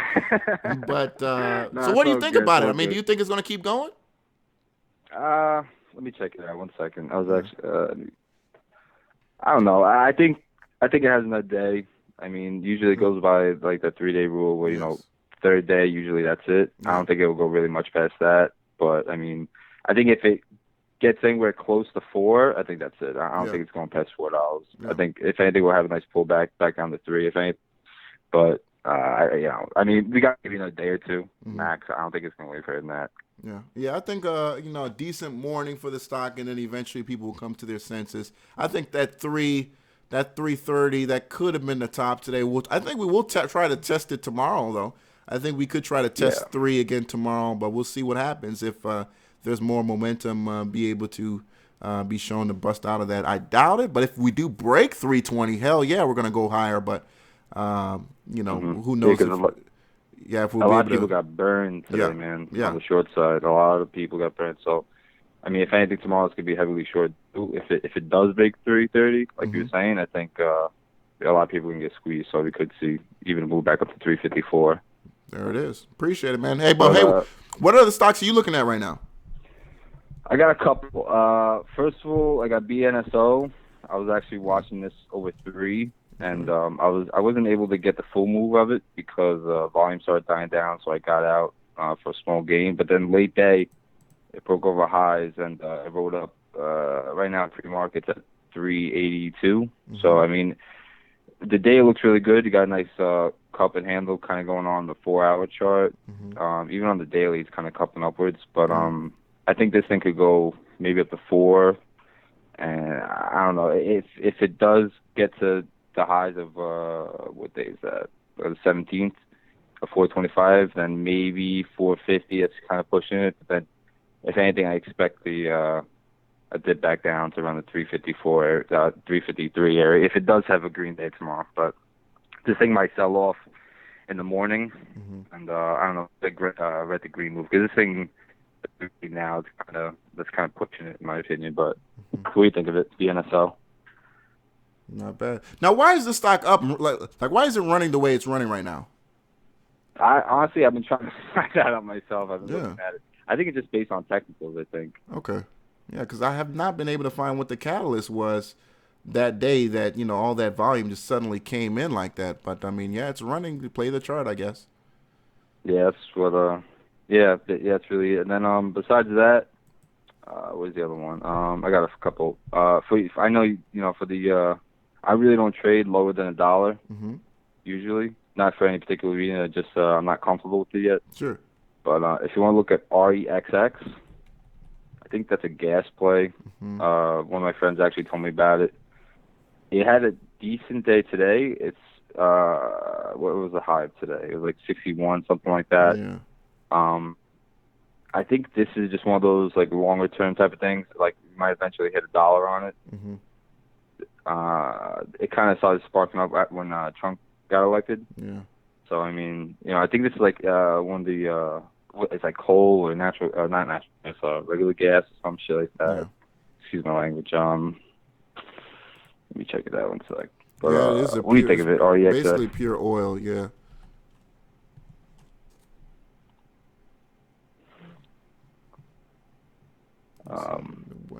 And then you see where's the other one? I got a couple. ARRY. It's a little bit higher. It just broke out 2 days ago. Not much on volume, kind of dud, but I mean it still is a decent chart. And then where's the other one? GLBS is actually one that I like. But again, like everything's at the volume, and I don't know if the volume can get there.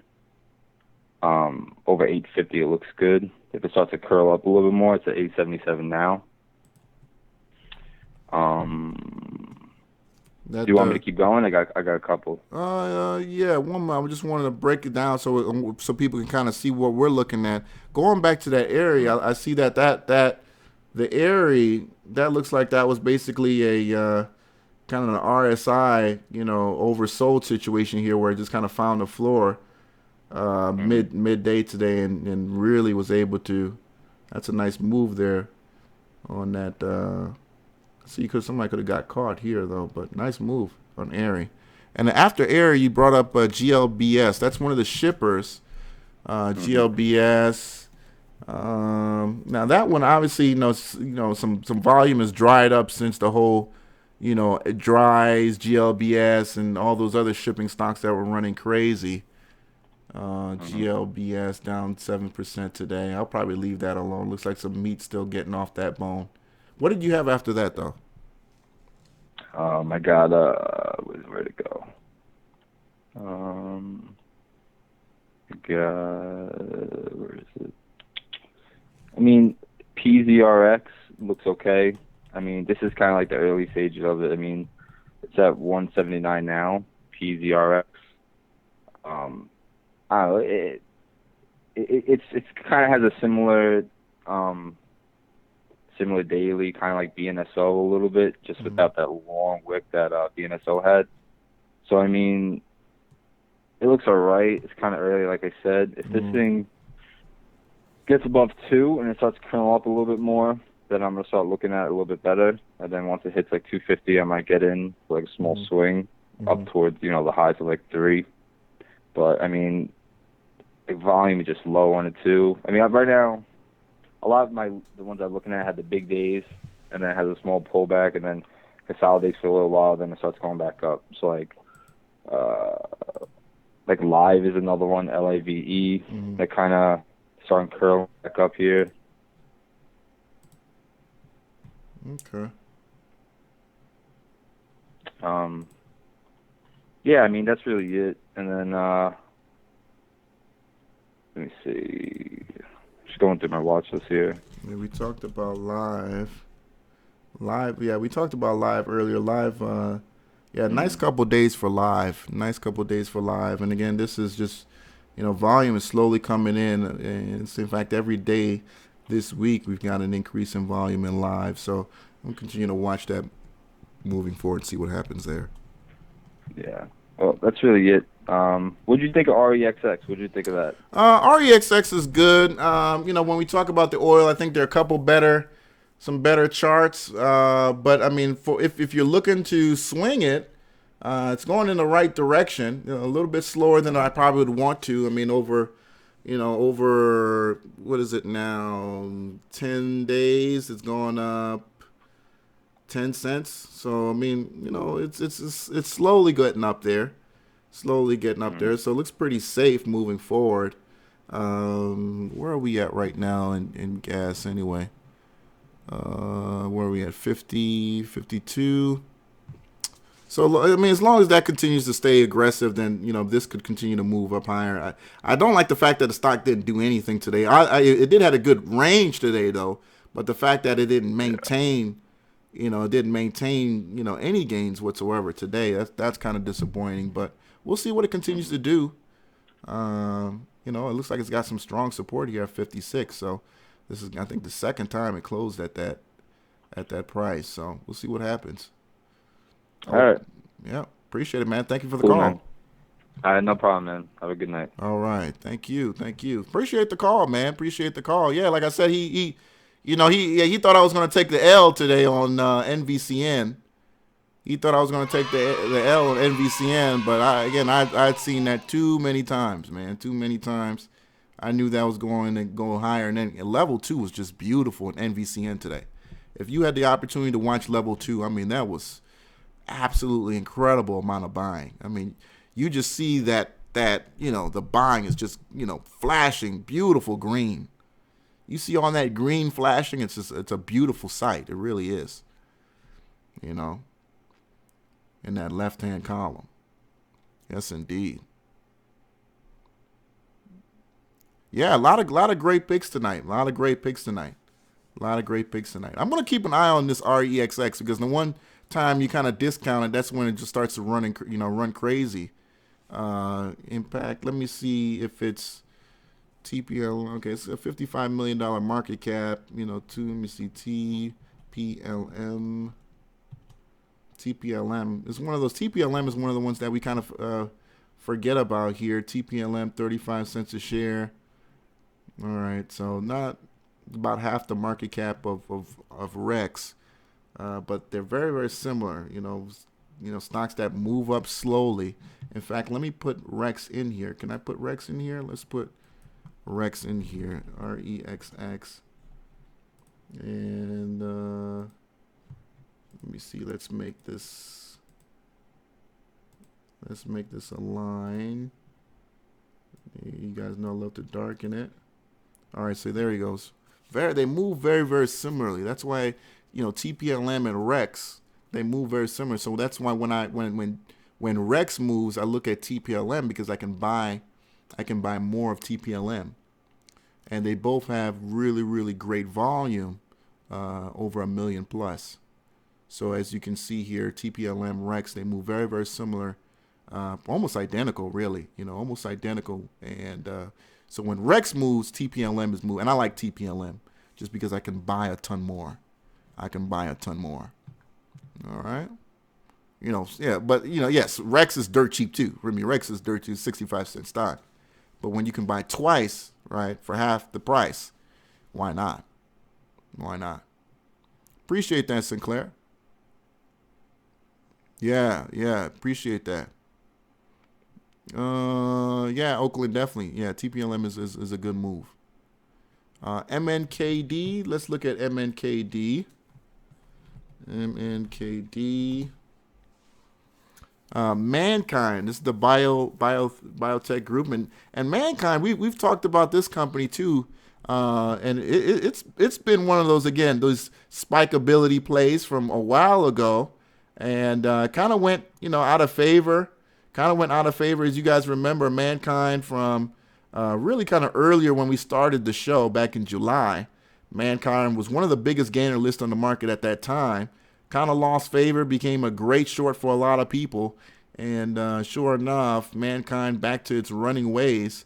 What happened here? Earnings. Okay, so it actually put up positive earnings back in November. I missed that. Surprised the market by over 500%. The estimate was actually negative 6 cents a share. Company came out positive, knocking out the park there with 26 cents a share in earnings. I don't remember that. So last 5 days so far in Mankind, look at that, 6 cents a share today, putting up 10%. Putting up 10% today in Mankind. And when I look at, let me see, was it even on the biggest gainer list today? These days, the way the NASDAQ's been running, 10% doesn't even put you on the biggest gainer list today. And no, the stock was not part of one of the biggest gainers on the market today. 10%, look at that, 10% in a day, and you're not on the top biggest gainer list. That tells you something, ladies and gentlemen. This market is hot. This market is hot. And all the haters who are saying, the Trump thing is going to collapse and blah, blah, blah. Keep playing, keep buying, keep going long. 334, what's up? You're on the air. What's going on, Sal? Hey, what's going on with you? Who am I speaking with, man? Mine, man. Hey, what's going on with you, man? I want to thank you all for the good picks. Everybody deserves some of the money that y'all are giving me right now. I really, really appreciate it. It is an honor to be amongst you all. I have a quick question for you. Go ahead. Did you get any of that Tiva today? You said TEVA? TEVA, T-E-V-A. T-E-V-A. TEVA. Yes. No, I did not. TEVA, T-V-E-A. Did you short this, I'm guessing? I got a few put positions. Okay. About 100 contracts at $55 a strike. Damn, man. If you got 100 contracts on a put on this, I don't know what those went for. I mean, you would have had a really great return on TEVA. Did you know something? I mean, I couldn't have. It was in the news. Okay. What was the news that had this dropping almost $2 a share? Expiration. Their what are they? The generic drug expiration date. That's public knowledge. Okay.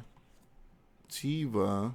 Oh wow, yeah, that's a 5% move. I mean, for a $37 billion company, I mean 5%. That's a lot of money just disappearing. Yes. In that. And you said you got in on the puts, and these are actually quite liquid, man. These are actually quite liquid. Surprisingly or not. Got out at $215 yes, indeed. per contract. What do you know about Yahoo Finance? Do you use that as a tool? Say that again. Yahoo Finance. Yahoo Finance. Yeah, Yahoo Finance. Yeah, I definitely use. Yeah, I mean, I definitely use Yahoo Finance. It's some of the, when it comes to the OTC stuff, it may not be accurate, but when it comes to the NYSE, NASDAQ information, yeah, they're pretty accurate when it comes to those stocks. And Yahoo Finance is a great way to, I wouldn't say necessarily to find opportunities, but definitely to dig deeper. Yahoo Finance is a big help. Yeah. Do you use it for options as well? No, I don't use it for option research. I don't use it for option research. But I mean, like, how do you use it, and like, how do you feel like it helps you? Well, go to TEVA. If you're able to go to Yahoo Finance, go to TEVA. Click on options. Okay, so you're able to see basically the price of the calls and the percentage and things like that. The volume. Okay. Is the wind beneath our wings. Yeah, I do like the fact that they give you the implied volatility too. That's pretty neat. Yes. So click on the December 16th expiration date. So it's a little box. Okay. You see it? I do see December 15th. December 16th, excuse me. Now click on the $37 put. All right, $37 put.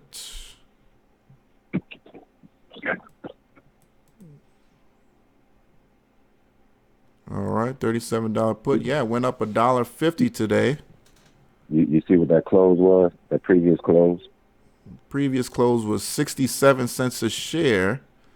How about the intraday range? Yeah, the range was high, man. 217 was the highest of the day. Yeah, that was a great play. Great play. So I use it basically for that. You find out the volume. Not bad. It's great for intraday plays and weekly plays. But yeah, man, you guys have been putting me on, and I truly appreciate it. I couldn't have been doing it without you. There it is. There it is, so man. That's pretty much all I wanted to say, brother. I appreciate your time and efforts and your skills, and I appreciate everybody else. I wish others would call in, because everybody doesn't know everything. Yeah. Somebody knows something. Yes, indeed. So all of us play a part. Appreciate it, man. Thank you so much for the call, man. Thank you for the time. Peace. Yes, indeed. Yeah, appreciate the caller, man. That's, options makes a lot of people a lot of money, man. Options makes a lot of people a lot of money. It's a great opportunity. And, again, he started at the 56 cent for a contract. That's dirt cheap, man. That's less than, what is that? That's on one contract, man. It's what, $40? Less than that. So he bought 10 of that, and it damn near doubled in value. That's a good return. That's a good return. Good return. Talked about a broker that allows unlimited trades. Yeah, man. Use stock trade is pretty much, there's no reason to use it anymore. Might as well go to Robinhood. So Robinhood doesn't give you unlimited trades. You're still affected by the PDT rule. But there, besides if you want to go to SureTrader, there is no other unlimited, trade platform under 25K from what I know. Besides SureTrader, there's no one off the top of my head out there now.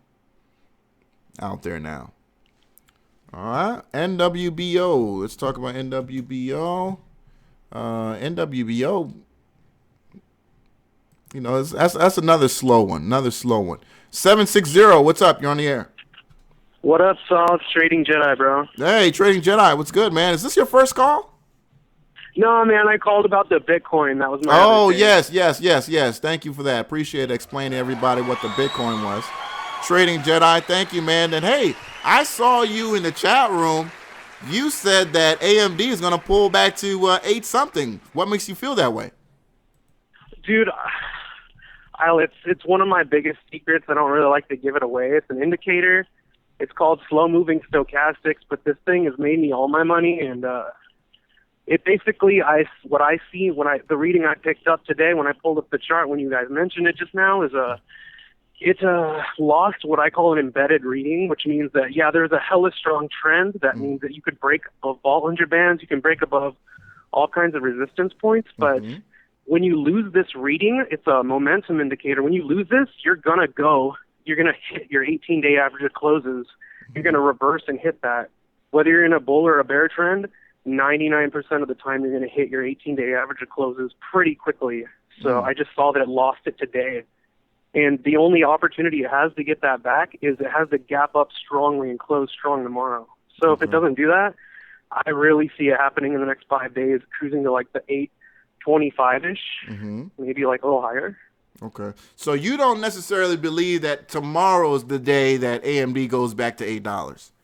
No. I'm saying tomorrow is, like I said, watch tomorrow. If it gaps up strongly, this thing it could keep running and running and running if it gaps up and closes strong tomorrow. If you guys see a gap down or fade tomorrow, then I would say you're going to want to wait for the pullback because you'll get a pullback where you can get a better entry. And I can totally see the stock going higher. I mean, the long-term chart looks amazing, so it's a good company. Nothing wrong with that. We'll see, definitely, man. So obviously, Trading Jedi, you're looking at some other stocks right now. What are you looking at? Well, how I was talking about XBI earlier, how I use that, I don't trade that. What I do is I look at it just like, say if I look at gold, also the index for that, or maybe the index for technology. I use those major SPY ETF sector ETFs to actually judge where I want to be trading, what stocks. So, for example, if I see that the small caps are up, IWM, IWC, if I see those are up, I'm going to be trading small caps. And if I see bios are up, I'm going to be trading a small cap bio. And right now it's looking like both of those things are going to really be following through.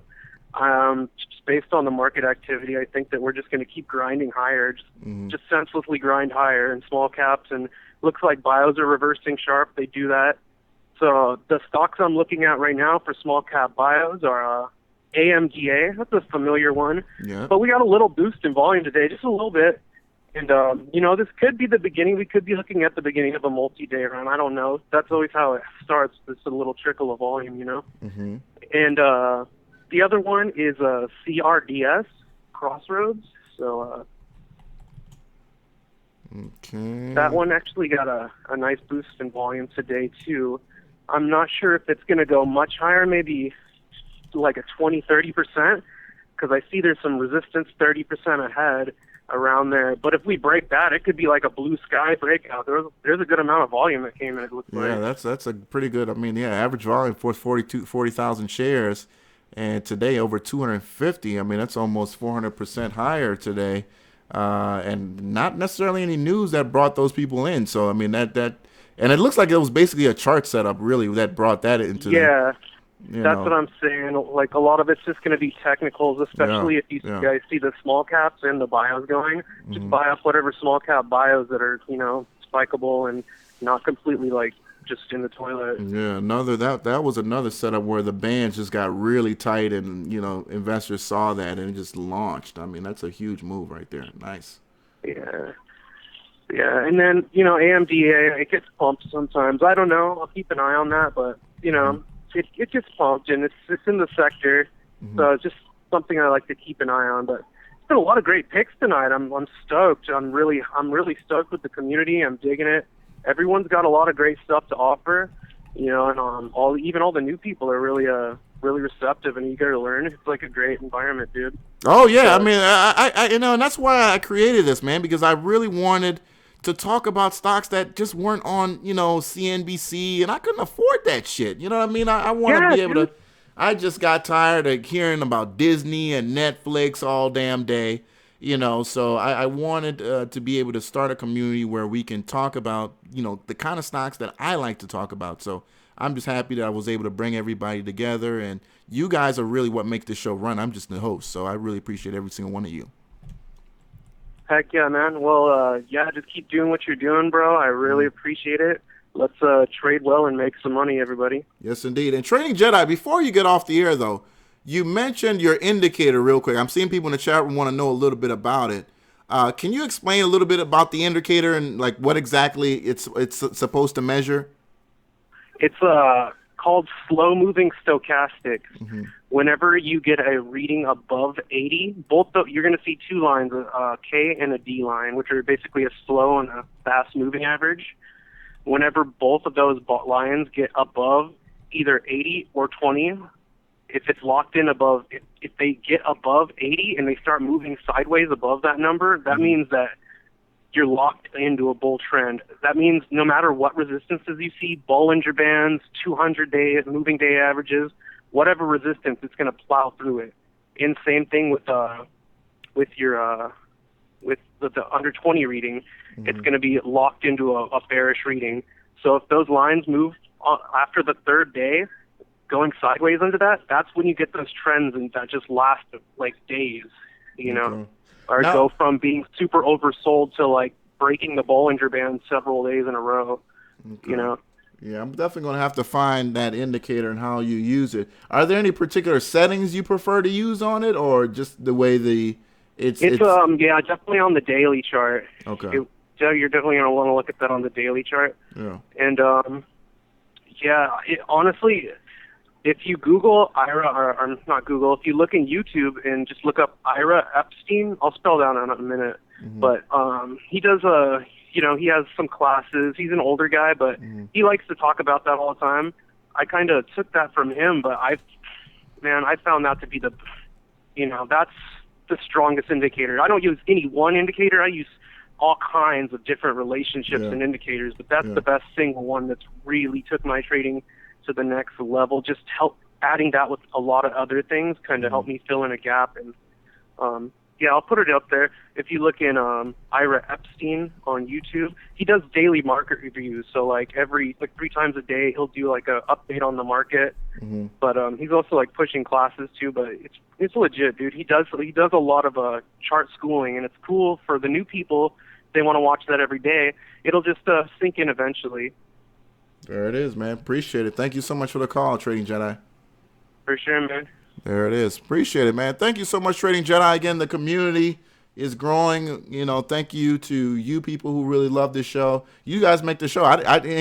We just had a caller bring up an indicator I don't know anything about. I've never even heard about slow-moving stochastics. I've heard of stochastics, but slow-moving stochastics, I'd never heard about it. I'm not seeing here the way he's saying it is. So I'm sure it's in here. I'm just missing it. And I'm going to look it up and see more information on how the indicator really looks like to be able to see if I can bring it to you guys. So nice move. Man, there's so many indicators out there. I mean, there are tons of indicators, and some of them are better than others. Obviously, they're the classic ones out there that everybody uses. And, each indicator obviously was made for a certain purpose, and they all have their good and bad. And they do work, concurrently with, other indicators where you hope they do anyway. But, find what works for you, and he found what works for him. You know, he found what works for him. Yes, indeed. Slow stochastics. That's what it's called right there. Slow stochastics. Thank you, Trading Jedi. And Trading Jedi, if you can put the name of that guy, Ira. Okay, he did. Ira Epstein. Thank you for that. 225. I think this is Connor. What's up, man? Yeah, what's up? Yeah, stochastics, man. I like to use stochastics on my daily charts. The way I like to use them is how I like to use them is typically on the daily chart. If something's very, very oversold or overbought, like for instance, if something's been on a strong run with no pullback, it's almost kind of like works kind of like an RSI in a way. To where when it gets over like 80 or something, it can kind of mean that it's overbought, you know. And a lot of times you'll see that a lot of times it'll have a pullback, you know. And then a lot of times if something's on a big sell-off, it'll get down like below 10, and a lot of times that'll mean it's due to have a correction and pull back up. But whenever you're in TradingView, I saw it. All it is like the regular stochastics, but there's fast moving and then there's slow. Okay. But when you were in there, when you type stochastics, I saw it. Yeah, okay, yeah. So, okay, I got the right thing up now. I know you guys are a little bit behind. You'll see it now. So I wasn't sure if I had the right thing. Yeah, you just got to go to the stochastics and then go to the slow moving one. But a lot of times, like on a daily chart, if you see like something that's very, very sold off the last few days, and the stochastic is very, very low, you'll see that a lot of people will use that as like a meaning that it's probably very oversold. So that's probably why he thinks that it's going to have a pullback, which it may, because I haven't looked at it on the stochastics, but I'm guessing that the stochastics may be up very, very high right now on AMD. So I guess he's thinking it's probably going to have a correction, which it could, you know. I don't know. Okay. Who knows how long it's going to take to get to the 13? But so again, just to get it in my head, you're saying when it's over 80, it's oversold, kind of like RSI a little bit. When it's over 80, that's going to when it's up high, that's going to mean it's overbought. Overbought. Okay.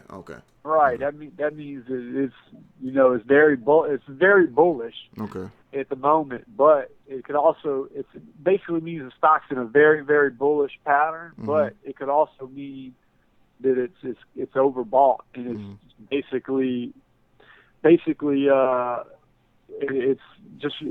basically out of the saying it's kind of like up high, probably out of the Bollinger Bands and stuff. Okay. Like it's very over. Like you know how on the RSI when it gets up high, yeah. If the stock's really overextended on the daily, it'll say it's like overbought, you know, and it might be like into the second deviation bands or something, you know. Basically, that's what it is. So it's pretty much saying it's in a bullish state, but basically kind of saying that it's overextended at the same time, you know.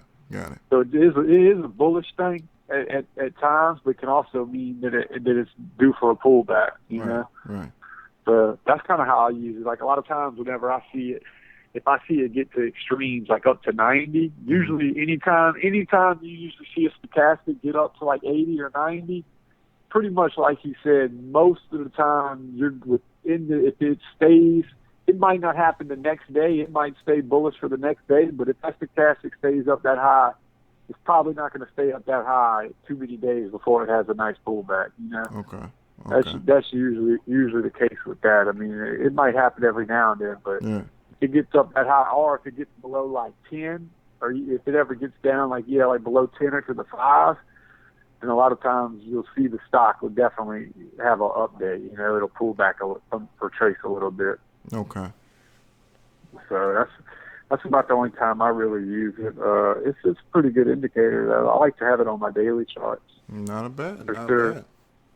Yeah, I just wanted to tell you though, because I seen you looking at it, and I seen you saw it, but I'm definitely looking at it. It's something I'm going to learn. It moves like RSI. It definitely moves like RSI, and RSI is. It does.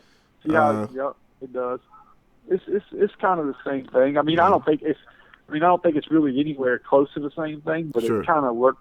People use it in the same way. I know that. Right. Yeah, you can definitely use it to confirm RSI signal too as well. Well, if you ever look at it, like at the stochastics, if you ever like look at it on the daily chart, and if you ever basically like when you go to the daily chart, look at any of the times where the stochastic was up over 80, and then look at the chart even with that, most of the time you're going to see that the stock has went on a very bullish run. Yeah. And then a lot of times when it gets up that high, soon around then you'll see the stock's going to take a pullback. Like I'm looking on the chart now, you know what I'm saying? And usually when it gets up high, you're going to see the stock get back down. Get back down, yeah. See here a little bit here, move down. It'll pull back a lot. Yeah. Like just go to some daily charts, any charts like Google or Amazon, and you'll pretty much always see R whenever it gets real low. You'll see that the stock was selling off for a few days, and then you'll see it kind of pull back up. Yeah, I definitely see it works better on more established companies. Yeah, I do see that too. Yeah, it's not going to work as good on like the lower penny stocks as much, but on the more like AMD and Google and some of the higher betas, that's when you can really use it. I do. Pretty good. But yeah, I just wanted to tell you that, man. Appreciate it, man. Thank you so much for the call, Connor. All right, Sam. All right. So yeah, I mean, shout out to Connor for calling back and explaining a little bit further. And again, that's stuff you're going to get on his channel when he really starts putting that, some of the newer videos on there. So if you're not already subscribed, make sure you subscribe to his channel. He's Stock Junkie in the chat room. So appreciate Connor for calling in and letting us know that. So yeah, it's basically the stochastics for other people who use TradingView. So shout out to Connor for that. So let me wrap up the show. I know it's 10:30. Let me wrap that up for you guys. So a lot of good picks, man. If you already have your pen and paper, you already know what I'm going to be posting here. I mean, so many great stocks that we talked about today. So many great stocks. Our list looks very nice, and I think it's going to look nice for the next several days. Our list that we put out, it's almost guaranteed that, at least 2, 3, 4 of these stocks are going to run either tomorrow or going to be running for consecutive days. I can look at, lists that we put out a week ago, 2 weeks ago. Some of these stocks are up 30, 40, 50% since we put them out. NVCN, as I said, NVCN was on our list on Friday. Under $1 in NVCN. Obviously, you can look on the chart and see what it's done. Since then, the stock is up over 100% plus. NVCN has been a huge runner for many of us. So these stocks that we talked about today that, again, moved up just a little bit, surprisingly, those are the big gainers a day, 2, 3, 4 days down the road. We had one caller call up about, Rex. Rex looks like very, very boring stock. But again, these are stock. That's how they start out. With very slow creeps moving forward. And next thing you know, they just take off. All right. WG was one that we started off the show with. WG, oil and gas play. Very strong move, moving higher. 4% move today. Looks like it's been a nice 5-day run for WG. All right. Nice strong day higher for WG. So obviously you guys kind of have an idea what could be putting out. Let me see here. What's going on, Blueberry? We got Jay in the house tonight, ladies and gentlemen. Let me see here. Vail at $8 a share. Vail's been another. This is the steel play, and I think Jay, you've been interested in Vail for some time now. Let me see. This is the 5-day. Let me see the intraday. Intraday Vail. Yeah, very nice move today. Intraday on Vail. Yeah, that's actually a very, very nice move. That's a strong move on Vail today. All right, okay, yeah, and that Stochastics caught that too, by the way. That Stochastics caught that move. I have to really learn how to use this. I'm going to have to do some more research and really study, and I'm sure there's got to be a book I can read that can really break this down on Stochastics, because you got, a lot of signals here, and you got to be really smart about how you play this. And this necessarily wouldn't be, and depending on how strong the dip is and where it is in the chart, it's not necessarily for somebody who's going to, especially if you're under $25,000, you're under the PDT rule, you probably wouldn't want to play with this. But there got to be ways that you can play with this on a longer chart and be able to make this work for you. All right, I'm looking at possibly here would have been really good. Here probably would have been really good. Obviously, if you would have caught that a little late, here would have been good. So it's not so bad even on the 5-day charts. I mean, if I spread it out even on the 5-day charts, looks like if you played the oversold, you turned around and got a decent profit. You turned around and got a decent profit on the oversold signals. All right. Obviously, here it probably would have been this would have been scary for somebody. Obviously, if you would have caught that bottom as it was working its way back into it, probably would have been a nice move for you. But the oversold, it's not too bad here. Not too bad. Yes, indeed. All right, so let me go ahead and, yeah, it's good for entries. Good for entries. All right, we got Jay posting the sarcastic introduction there on stockcharts.com. Definitely take a look at that. What's going on, Dave Thomas? What's going on, Bad Scientist? Oh, yeah, Jay. That's one thing I don't do is prison stocks. I'm not. Prison stocks are no go for me. Prison stocks are a no go for me. You know, I've always believed. I have slightly libertarian tendencies, and I don't believe that, capitalism and incarceration go together. I think it's a violation of capitalism when we talk about the imprisonment of human beings and benefiting financially off that. In fact, and just going off logic, I don't believe publicly traded companies offer a superior value to the government, that they can do it cheaper than the government.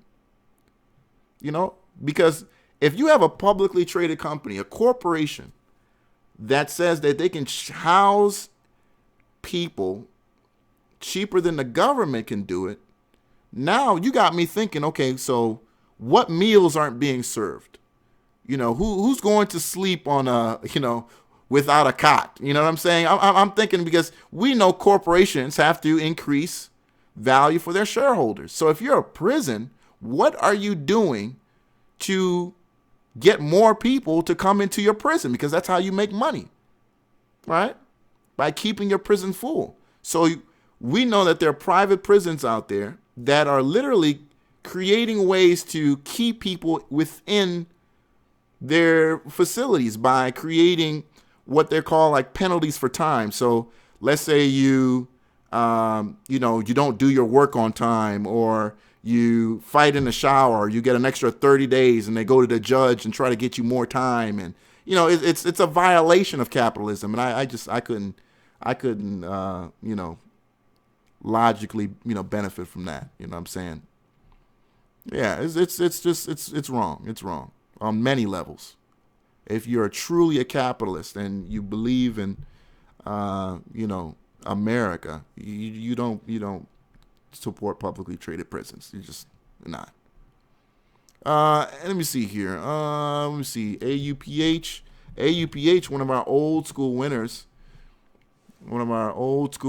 AUPH, had its run not too long ago, as we can see here. Not too long ago. What was that? 2 months ago now, AUPH had a beautiful run, but gave it all back. Has since. All right. So let me go ahead and post this list. Guys. I'll be back here. You guys know Wednesday is my day off, so I'll be back here on Thursday. And this is a pretty decent list for today. But these are the stocks in play right now. NVCN, of course, and AMD. Yeah, AMD is definitely, of course, on our list. What was the one? AMDA, right? I think it was AMDA. And AMD is moving up higher. Also, we didn't really talk about Sprint too much. I know we hinted at Sprint a little bit earlier in the show. Sprint, of course, what's his name? Mama, or whatever his name is, came to the Trump Tower today, proclaimed that he's going to spend $50 billion in America during the Trump's presidency. We'll see if it happens. Hopefully details come out. The stock pulled back today after the announcement. That's why I kind of hated the fact that he announced it at like 2:45 when it came out or something like that. It was really kind of pissed me off because I got excited about it. But then, as news started to travel and stuff like that, shorters were coming on aboard. But I'm hoping that somebody's in it short, because after hours right now, I'm hoping to God this opens up strong and somebody gets caught big time in the stock, and this becomes the new dries. We'll see. Hopefully Sprint moves up real nice and strong tomorrow. So Sprint right now, I think up after hours, 3% or so, something like that. So Sprint is another one that's going to be running. So we'll see where Sprint happens. Bad Scientist, yeah, call up real quick before I. Yeah, yes, FRBK. FRBK is the regional bank. The regional bank that got a guy basically, became a hostile takeover basically with FRBK, where you had the CEO of a former commerce bank grew the company from basically nothing to a couple billion, several $billion, took over the bank today. Not the CEO. He's still going to keep the CEO in stock, but here we have a large investor who decides to make a power move for the company. 919, Bad Scientist. What's up, man? Hey, Sal. How you doing, sir? Doing good. How are you today? No, I'm not too bad. I just had a quick question to ask you about NVCN. Yeah. Did you trade it at all, yesterday, the day before, or today? No, I traded it today, man. I was late on NVCN. I denied, I was like, I'm not sure. But NVCN, when I saw that level 2 and how strong the buying was right out the gate, and I don't even really, I've said this several times, I don't even play the first 30 minutes, but the fact that on level 2, and again, Tim Sykes has that how to read level 2 torrent, and he talks about how, making sure that buying is continuous and prices are continually going higher. And I just saw prices, people putting in higher and higher bids for the stock. I just knew I had to jump in, and I played it today. So I guess that's one of my weaknesses. I don't actually trade using level 2, which is probably a big no-no. But my entry was pretty good. In the morning, I think it opened in the 160s. I think the low was 162. I got in at 166. I was able to ride the wave until about like 217, and that's when I was like, I don't know if it's going to go further. And that trade was good. I mean, yesterday I traded it, made a good solid 35%. Today I traded it earlier in the day, made a good 30%. And then I kind of screwed up at the end, because what I did is I saw it was flirting with the $3 price point. And so I put in a buy stop order for it to execute as it breaks through 3, which it did. And my mistake was that instead, it ran up to 334, and that was the highest that it hit for today. And instead of me selling it, I kind of said, well, it's broken 3, let me just hold on. Isn't it crazy how greedy we get once we're up in the green? I mean, your whole mood changes. I mean, you're up, you see that money in your account is going higher, and then all of a sudden, somebody who was a pessimist just 20, 30 minutes ago, all of a sudden you're getting greedy, telling yourself, well, it'll go back higher. I'll make more money. I mean, come on. It's absolutely crazy, right? To make matters worse, so my mom wanted to get into this. So we actually bought NVCN back in the day when we didn't know that there were lawsuits against it. So my mom was then at 85 cents. Well, I was trading on behalf of my mom. And then I was in at 94 cents. So we had been holding it for months. And finally this comes out. So what I decided to do is, because I was suspicious about the stock not keeping its gains, I sold it yesterday. That's when, we both made roughly 35%. And then today made 30%. So my question is, okay, and I go by volume because volume pretty much dictates price action. Day before yesterday, volume was about 30 million. Yesterday was 31 million. Today, 108 million. Yeah, insane. Unfortunately, being at $3 and it now closed at 242. What's your sense of where the stock will go tomorrow? My hunch says, well, if it's based off of volume, there'll still be interest. So I'll be able to maybe break even and, get back up to $3 and sell it. But a little tiny voice at the back of my head said there might be more selling off tomorrow. Maybe a short blip within the first hour, to go up. But what do you think is going to happen with the stock tomorrow? Well, I mean, we had Trading Jedi. We had a couple people call up and kind of give their ideas, man. And, the third day, is very typical as the third day is when stocks tend to kind of, give up, especially when you're talking about companies that are not necessarily the most established trading on, on these markets. They kind of give up on their third days of their runs.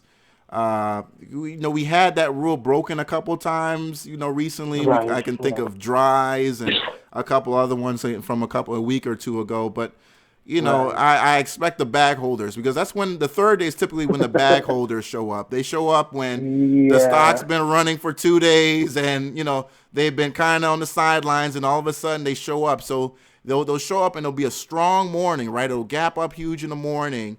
And a lot of people, they've been trading for a long time. That's when they actually put in orders to sell. So you got people in there who have orders right now to sell at 250, 256, 257. So as those orders come in for buys, they're getting out at these higher prices as the stock moves up higher. So we'll see what happens. No. Listen though, because listen. It all depends on whether or not after the pullback there's buyers coming in. So if there's buyers coming in after the pullback, as you can see here with this stock this morning, with this stock this morning, there wasn't pretty much any pullback.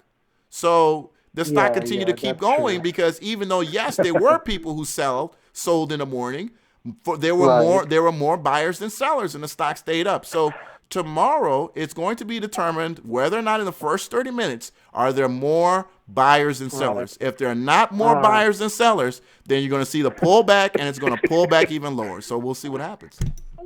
Okay. Well, thanks for your insight. I was afraid you were going to say that. Yeah. But we'll just have to see what happens. But that was my mistake, greed. And now I'm down 54 cents a share on $3,000. Oh God!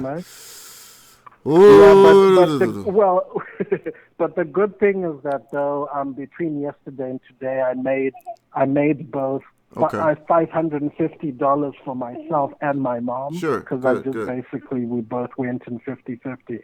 But we'll see. Thanks a lot, Sal, for your input, and I'm just crossing my fingers that with the 108 million, trades that at least we'll get within the first half an hour, we'll get some kind of, price action in the right range, and I can sell this and at least break even. It's gonna. I think the first 30 minutes really dictates the stock tomorrow.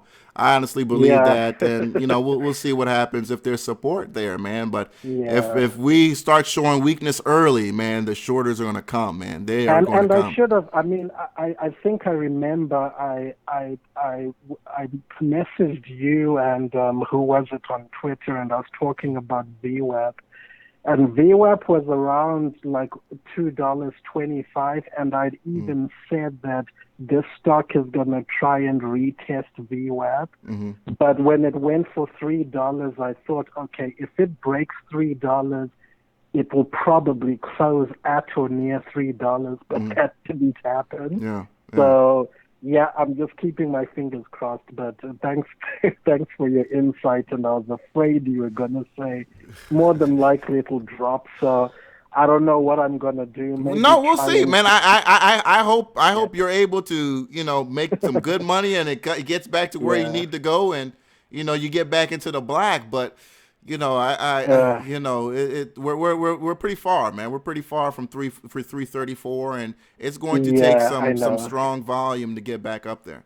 At least if I can sell it at $3, but Yeah. something tells me it's not going to get there. The sellers might just come in, like you said, from the beginning, Yeah. and I don't know. But thank you so much, Sal. I appreciate your insight. Appreciate it, man. Thanks a lot. All right, take care. Bye-bye. All right. Yeah, man. I'm looking at, again, it all depends, man. It just, it all depends, And again, you're looking at the colored volume bars here at the bottom. Saw a lot of, it's really sideways right now. It's really sideways right now. You'd like to see stock end up strong going to the end of the day. But again, the stock did somewhat similar. As you can see here, the bands were, if we look at how it ended yesterday, the bands were a lot tighter, somewhat tighter than they were. Right now, it's quite wide. That has me a little bit worried about where, the stock could go tomorrow, a little bit worried on where that could go. All right. Somebody talked in Sirius satellite radios. Yeah, satellite radio, man, ton of volume, but, this is definitely not the fastest moving stock in the world. Definitely not the fastest moving stock in the world when we talk about Siri.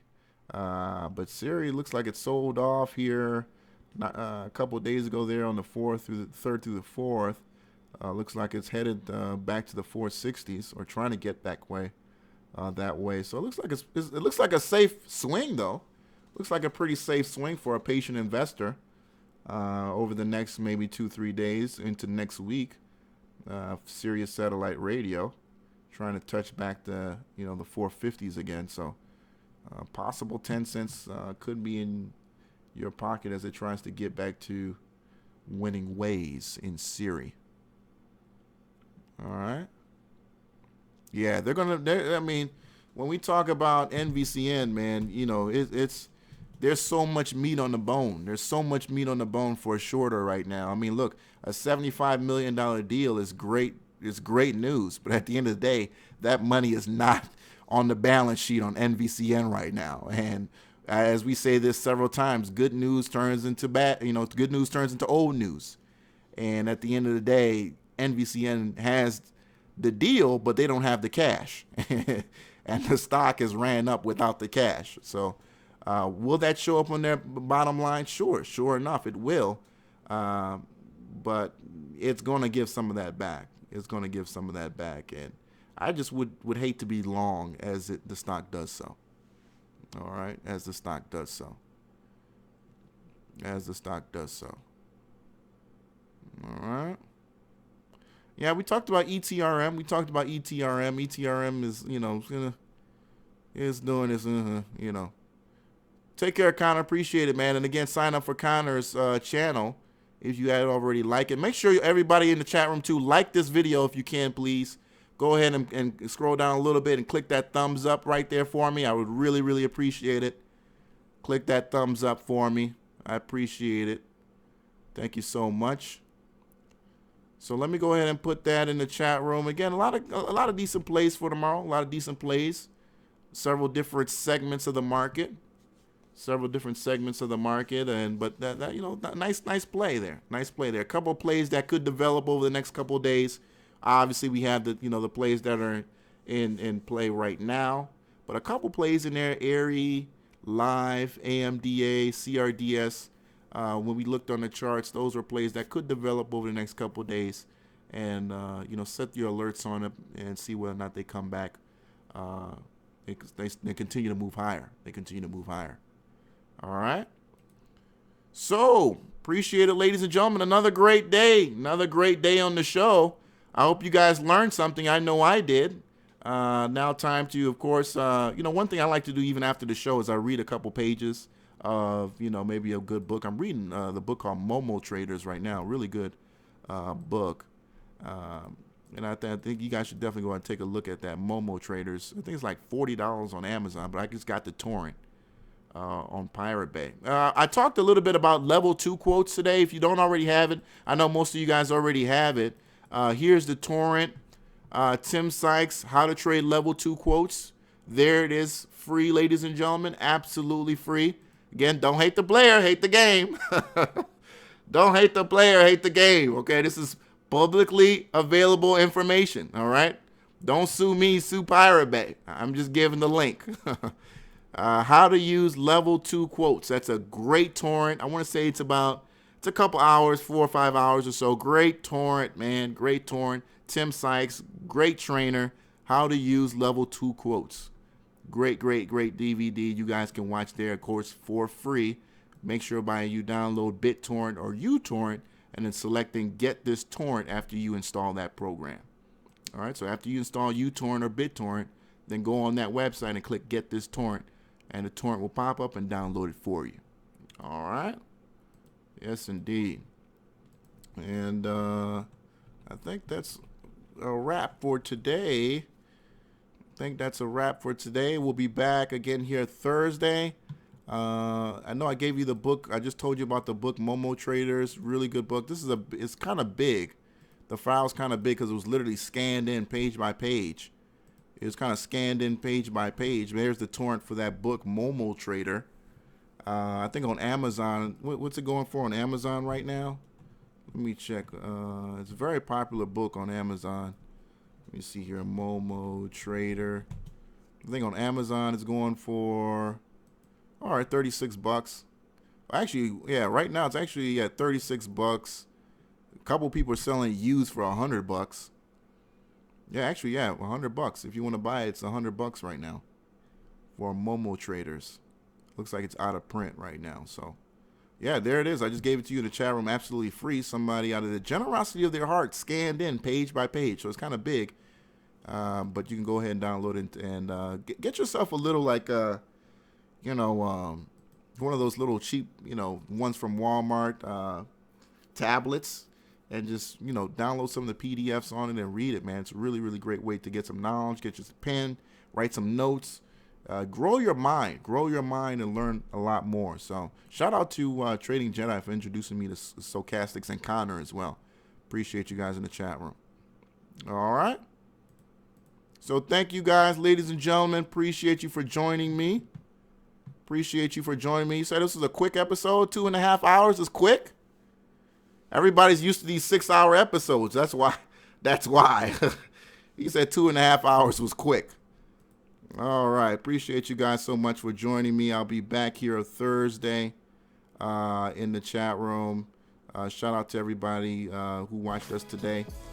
And see you guys here soon, man. Share, like my page. Travi, can you post up the link to the Discord? Post up the link to the Discord if you could, somebody. I know I got a bookmark here, but I got so many damn tabs open. And for those of you guys who don't know, the Discord room is available 24/7. There's always going to be somebody in there who can join you and ask you, and you ask them, questions about trading or investing or anything else that comes to mind. The Discord room is a great place to be. And again, if during the day you got some time, check into the Discord room. Shout out to everybody in the Discord room. Let me see here. I know I got I got so many damn bookmarks.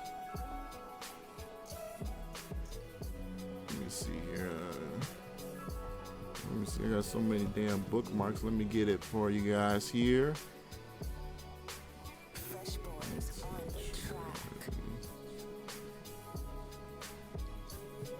Alright, it should. There it is, ladies and gentlemen. Thank you, Bill Betts. Okay, Bill Betts. Oh, Bill Betts got it. Okay, Bill Betts. Yeah, Bill Banks links works. Shout out to Bill Betts. Thank you so much for that, Bill Betts, for the Discord chat room. There it is, ladies and gentlemen. That's the link to the Discord. You can join the people in the Discord room. Thank you so much, Bill Betts. 3 hooks. Peace and love. QL, Bill Betts, Pimpin' Rico, Eric Miller, Astral Consciousness, Jorge, Joel Flores. What's going on, Mr. Flores? Sinclair, thank you so much for joining me here, man. Nikhil, Eric Lamb, KDO Trading. Yeah, Ben Carson got a You know, Ben Carson, man, this guy basically, Donald Trump called you the N-word. He basically called you the N-word. And then he gives you a job over probably the most useless department in government, the HUD. We'll talk about more about this on Friday's show. Donald Trump called you all kind of names, called you a liar. I mean, you are one of the best doctors in the world. This man called you damn near out of your name, and you got the nerve to go up to the White House and kiss the ring. You ought to be ashamed of yourself, man. You ought to be ashamed of yourself, honestly. I could never work for a man who called me some of the names that Donald Trump did. Hell no. Yeah, he made him come to the White House and kiss the ring, basically. Jay, Stock Junkie, 3 Hooks, Demond Stokes, Eric Miller. Yes, indeed. Tristan. Katsaku Online. Appreciate it, man. Everybody in the chat room, I'll see you guys. Yeah, just basically treat him like a damn bitch, man. You got degrees from some of the most prestigious universities in the world, and he put you in charge of HUD? What? You have no background in real estate, nothing. I mean, they just basically said, you know, take this, nigga. You know, I mean, that's basically what they did to Dr. Ben Carson. But again, when you got a lot of education, but you don't have any, you know, honestly, any real, I don't know, man. Go be in charge of a CEO of a pharmaceutical company or do something like that. Come on, Mr. Carson. All that brain power you got, you can go get a job at Pfizer or something else. Like, you're going to go in charge and, you know, work for the government? You got too much brain power for that, man. Got too much brain power for that. You better than that, honestly. Dr. Ben Carson, you're much better than that. You can be a CEO of Fortune 500 company, get yourself the biggest golden parachute out there, $500 million if they fire you. Why go work for HUD for what, $250,000 a year? It's a joke, man. It's a joke. You know? Yeah, he declined the healthcare gig, said he didn't have any experience. Ben Carson, he declined the FDA job, I think it was, or Department of Health and Human Services, because he said he didn't have any experience, but this is a guy who wanted to run for president of the United States. Can you believe that? I mean, these guys are so full of shit. I don't have experience to run the Department of Health and Human Services, even though I have a PhD and I'm a medical doctor, but I wanted to become president of the United States. I mean, I can't even believe these people. I mean, just the logic, man, you know? Let me keep it for Friday, man. Let me keep it for Friday. I can keep going on and on and on. Thank you guys for joining me. I'll talk to you guys back here on Thursday. Have a good day. Happy trading. See you guys Thursday, everybody. Later.